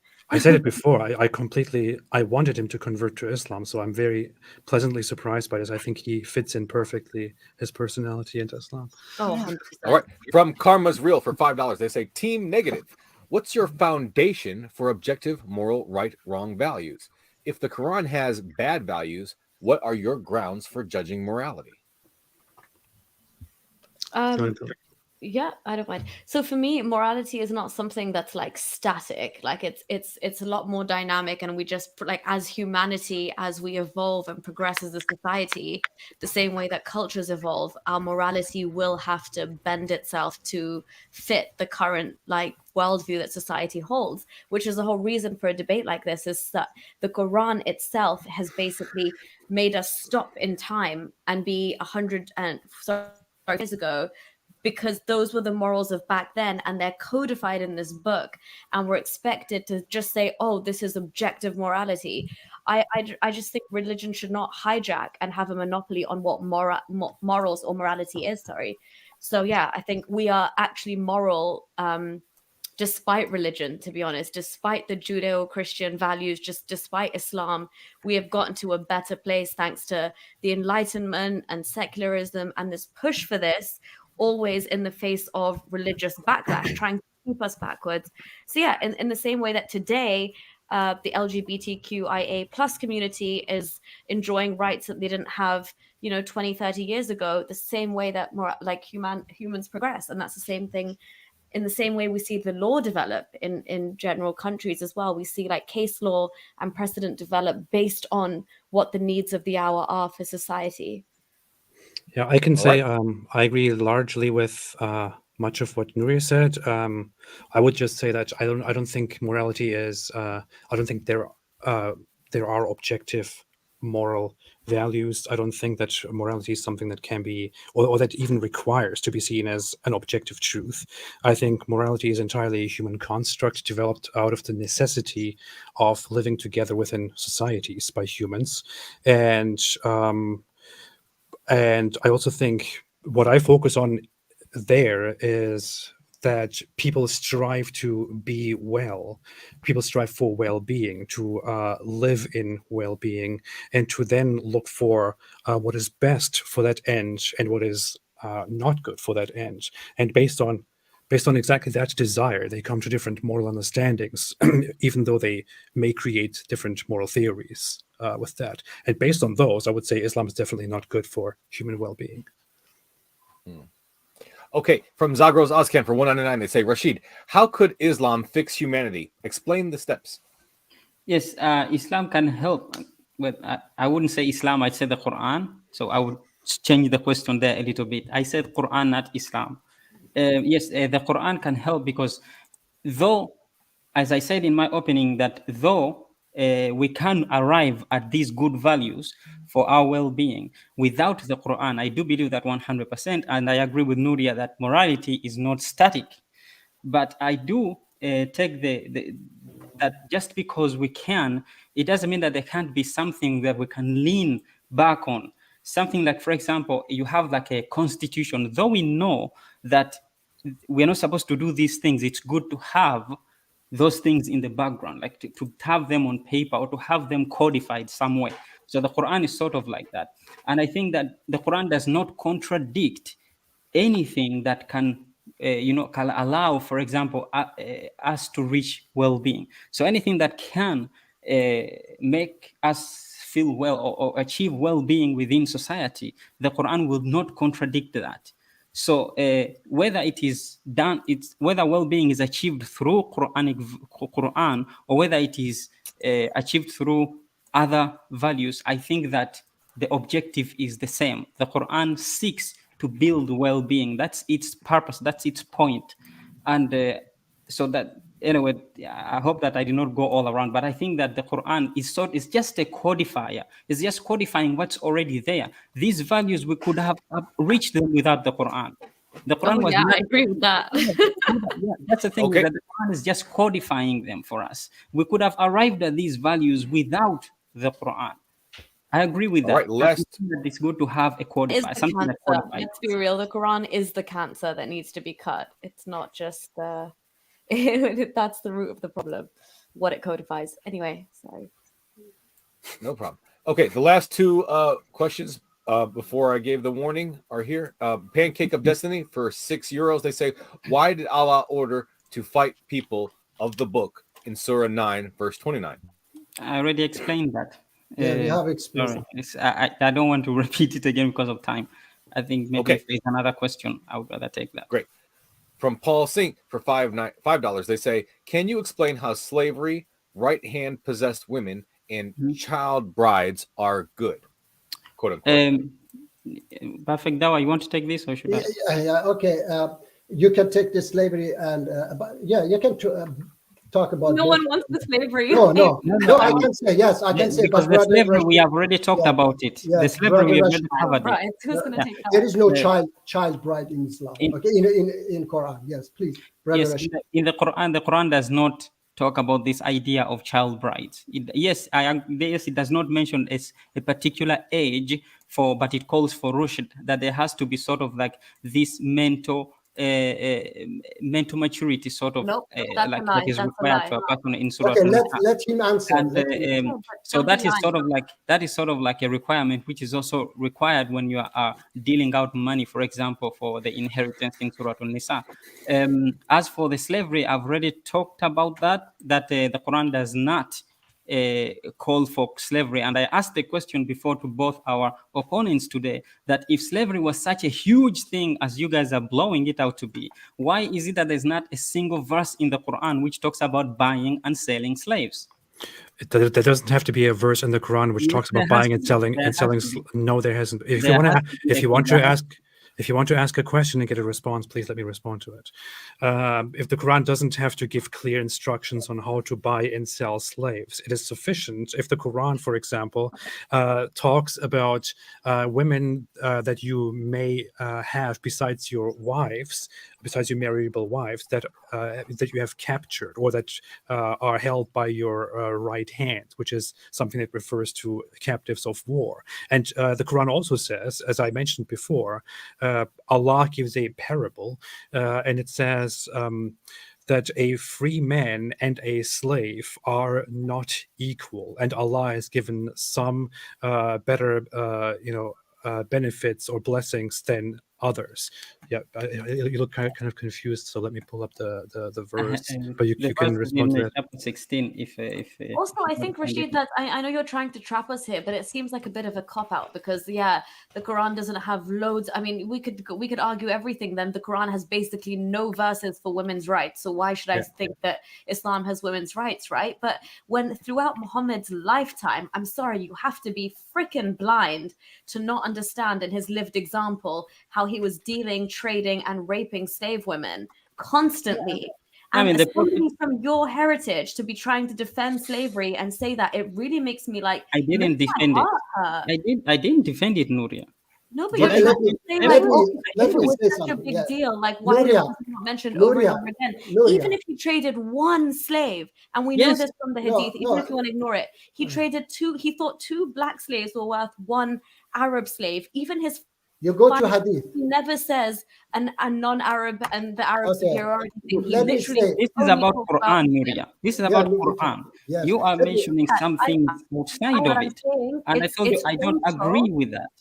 Let me say that you are relying on the lack of slavery in the Quran to overlook the slavery in Islam. That's what I'm saying. Guys, if we're going to keep talking, how about I just ask another question? Yeah, one can I have more questions? Can I give the verse quickly to respond to Rashid? Let me say, she said, Nuriyah said that there is no, talking about women's right in Quran. Chapter 49, verse 13 says, "O mankind, indeed we have created you from male and female and made you people and tribes that you may know one another. Indeed, the most noble of you in the sight of Allah is the most righteous of you. Indeed, Allah is knowing all of it." So the right is that, the right is that you are best in the sight of Allah about any. So if we now give you a response with the verse which says that men are in charge of women and that women should be obedient, you will then say, that's an unclear Quran verse, and people like you follow unclear Quran verses. That take another time. I want to hear the verse.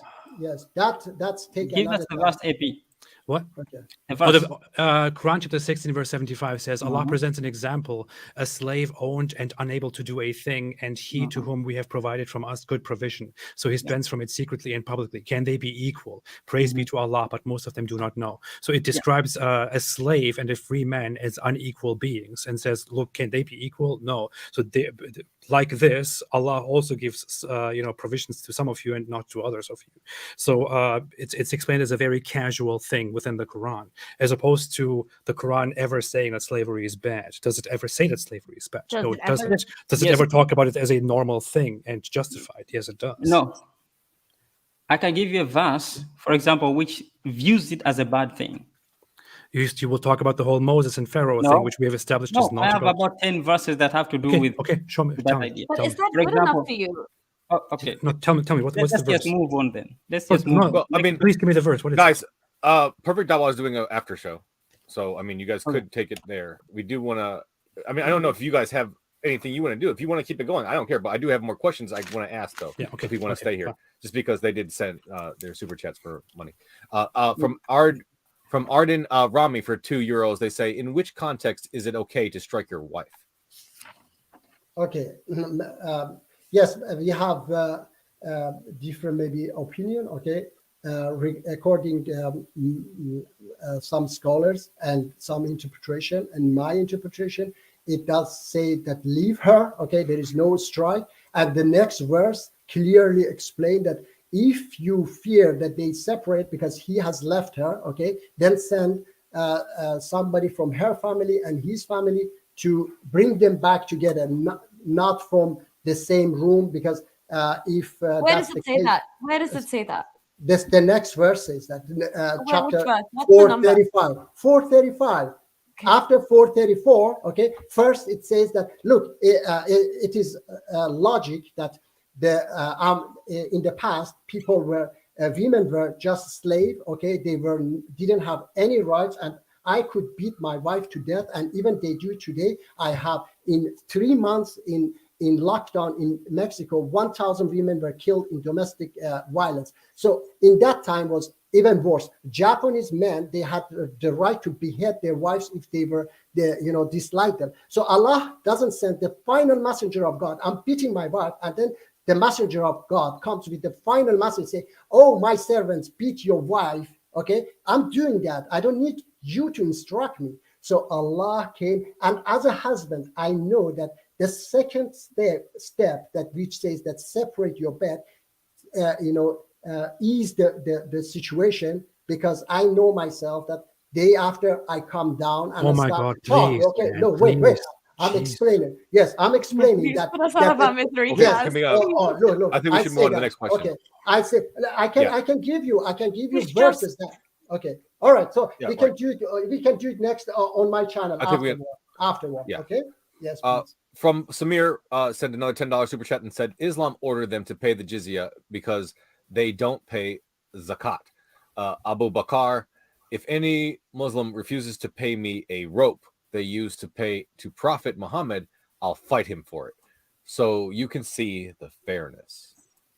Well, that story is regarding certain people who had sort of done this thing called the Rida Wars, as they are known as in the history books, that they had left Islam and they had refused to give zakah.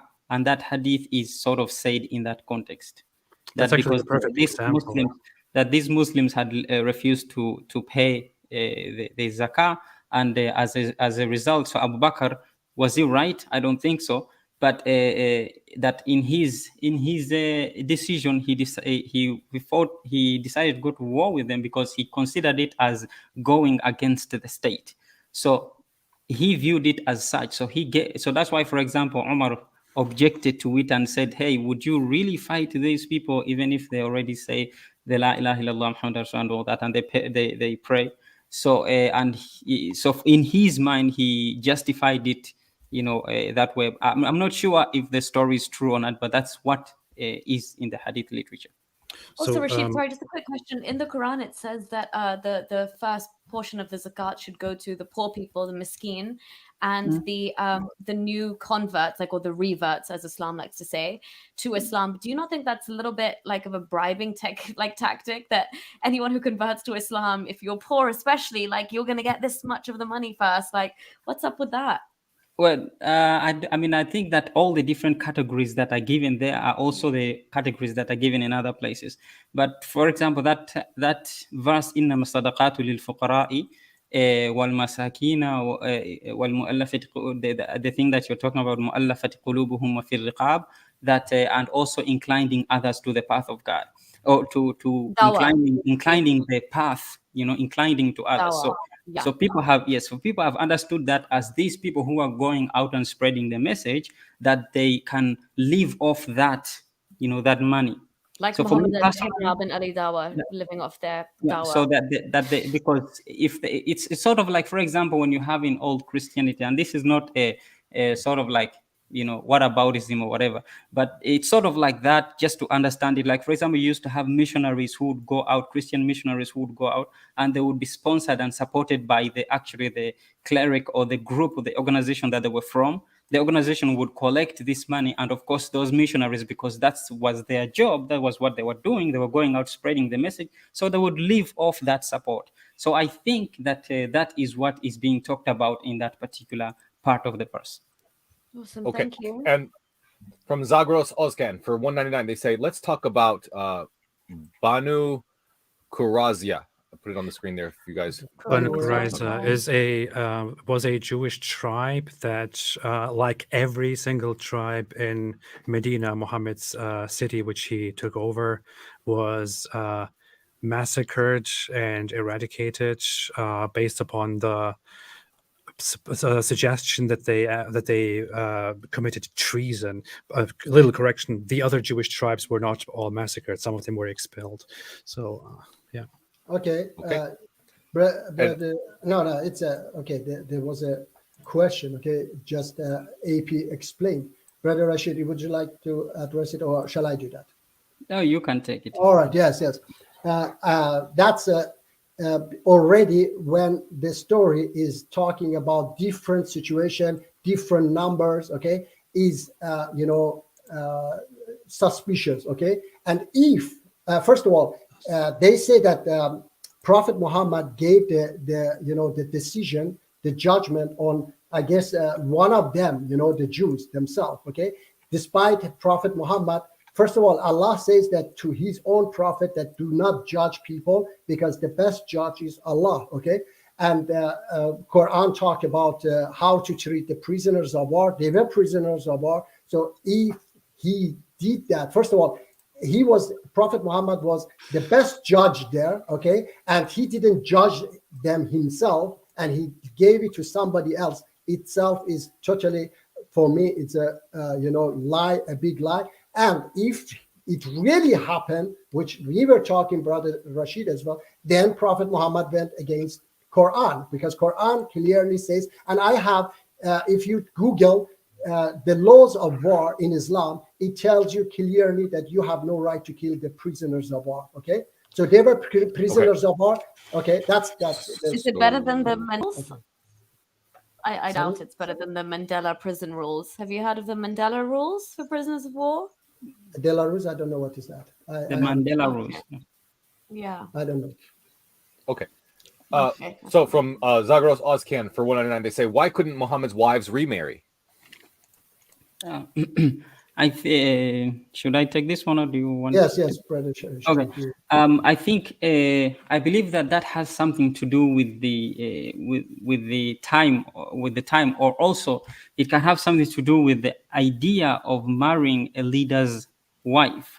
For example, that was something that was frowned upon at the time, and also when you read through the different traditions, you can see that. But also this idea, for example, when you have like a king's wife, you don't typically have that wife being married off after the king dies. Like it's sort of, I mean, I think it follows in that idea. Like, for example, it was considered sort of like of a low character, for example, for someone to take on. So for the sake of respect to the prophet, yes, the prophet did or we were supposed to give the Prophet certain respect that we don't give others. For example, we hold the Prophet of a higher standard. That's true, and because of this respect and reverence we have for the Prophet, we don't, or his wives were forbidden to marry. But the traditional understanding of that was because there were certain groups from the Munafiqeen who were saying to the Prophet, or who were saying to the wives of the Prophet, that you just wait, when Muhammad dies, we are going to marry you. Like when you look at the tafsir, that's the reason they give, that these men were saying to the Prophet, to the Prophet's wives, that you just wait, when Muhammad dies, we are going to marry you and we're going to do whatever we want with you. So basically so the Quran sort of like forbade guided that. caliph didn't even respect the Prophet's daughter. I'm sorry. I'm sorry, what? The rightly guided caliph didn't even respect the Prophet's daughter. Well, I mean, I'm not sure about that. This is such a weird excuse to say that it was there to protect his wives, but the protection here is to forbid his wives from marrying after him. That's so weird. I say that the reason that is that I say that the reason, it's not my reason. I say I gave you two reasons. I said the reason that is given within the tradition is this, and I gave you my own to start with. But the reason that is given in the tradition is that there were certain men within society who were okay, we heard that, but it's just absurd. Yeah. It's just absurd. Okay. You can take that So, if you. Especially when they can't respect his last daughter question. enough, but they can not marry his wives out of respect. Okay, sorry. No, you're fine. Okay, last question from Zagros Oscan for $4.99. They say we have moral intuitions because selective pressures were such that mutations that yielded the neural proclivities for moral intuitions were selected. Nice. Okay. Okay, I don't disagree with that. Yeah. No. Okay. Well, awesome. Thank you guys all for the spirited conversation and discussion. So, with that, let's go ahead and close out. Just want to thank you all so much for this discussion. You guys are the lifeblood of the show. I want to thank James for creating this platform and hosting these debates. Love these debates so much. This is my favorite thing. I want to let everybody know about, one more time, the DebateCon 2 coming up on November 19th, Saturday, November 19th in Plano, Texas. Get the tickets while they're still hot. Link is in the description below, as well as the fundraiser. We are still trying to get that fully funded, so please help out James so we can get that off the ground. Plenty of debates coming your way. And just want to also say thank you to the moderators in the chat. Anybody for helping to elevate the conversation, and thank you to everybody who sent in super chats and questions. Once again, Perfect Dawah is doing a after show. I believe he invited everybody here to that, so I don't know if anybody's going to be showing up to that. If I do go, I will take any of the questions that weren't asked from the Q&A with me, so maybe I'll get to ask those. And then I go live every Saturday. Brother Rashid mostly goes live on his channel Fridays as well. If anybody has more questions, yes, you are welcome to discuss. Can I say something? Awesome. Sure. I would say thanks everybody. First off, for agreeing to this. I want to point out this was Nuriyah's first debate ever, I think, right? And it was great, fantastic, good job. And I would suggest everyone to go and subscribe to her channel, which is Holy Humanist, especially those who follow my stuff, since I've been very inactive lately. So you can follow somebody who's more active instead. And thank you so much, AP. This was so much fun as well, tag teaming with you. Yeah, thank you. And Rashid, Perfect Dawah, you guys were great, although very intellectually dishonest, but great. Yeah, I think Rashid was very good, but I will never have a debate again with Perfect Dawah. Yeah. No problem. If you guys will take a second real quick to say last word, go ahead. Yes, I would like to say that thank you very much for having me on. This is my second time appearing on Modern Day Debate. So I'm very happy that I was allowed to come here and talk to you, the wonderful individuals.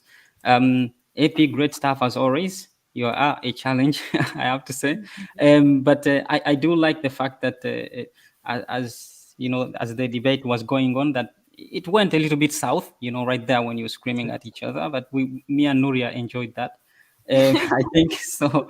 But I have to say that I prefer to stick to the Quran. So not that I deny the hadiths. I don't deny the hadiths at all. But I prefer to stick to the Quran because it is the Prophet's thoughts. It is the Prophet's, behavior. you can't get any better than that. Mhm. And so that's why for me, I decide, for example, to stick to the Quran. You might see that as intellectually dishonest. That's fine. I would say the same thing about you guys, unfortunately. But Thank you. that's the way it is in arguments. Yes, as Brother Muji said, I do live shows where I go through the Quran on Fridays. So anybody who has any questions about some of the things that we discussed today, they are very much welcome. There's so many things that I wanted to bring, especially this issue with the slavery. I wish I could get in touch with AP or Nuriyah, or one of you, to discuss more about this, because it looks like we didn't cover that part as well as we wanted to. But I wish that you guys have time, for example, to have a discussion with me on this. Inshallah. Inshallah. For sure. All right. I would like to also thank Modern Day Debate for hosting this debate. And I would like to say to Nuriyah that judge people before, when you talk to them, the accuser should be also, the accused one should be also involved, and you have question, not saying that, oh, you are, you are under investigation and we are not going to talk to you. I never said that. Yeah. I just didn't No, have any sympathy for. That's all I asked. Harris said that, and I don't have time to investigate you. Armin said, I'm so not I Harris. just believe in it. Okay. I'm Let's not start a Harris. new conversation. Okay, Let's so anyway, yes. Anyway, Where are we going? Wrap I it hope up. that we can talk more in the future. All right. Thank you. Okay, sure. I'd All love right. to. Yeah, and one more thing, I just wanted to say that I'm also going to have a after show on my channel after Perfect Dawah's after show. So if you guys wanted to join me on that would be great. I'll have the questions that were not asked as well, and there'll be an open mic. So if anybody wanted to jump in there and have a say something about the debate, then that'll be great too. So with that, just want to say, like it if you loved it, share if you want to spread it, and subscribe. We have many more debates coming your way. Speakers are linked in the description below, so check them out if you liked what you heard tonight. Apostate Prophet, Nuriyah, Rashid, and Perfect Dawah, all linked in the description below. Please check them out. Thank you, everyone. Have a great night, and remember, please keep sifting out the reasonable from the unreasonable. Have a great night. Good night. Thank you. Good night. Thanks, Bye, sir. good night. Thank Stay you. away from Islam. I go live now. Stay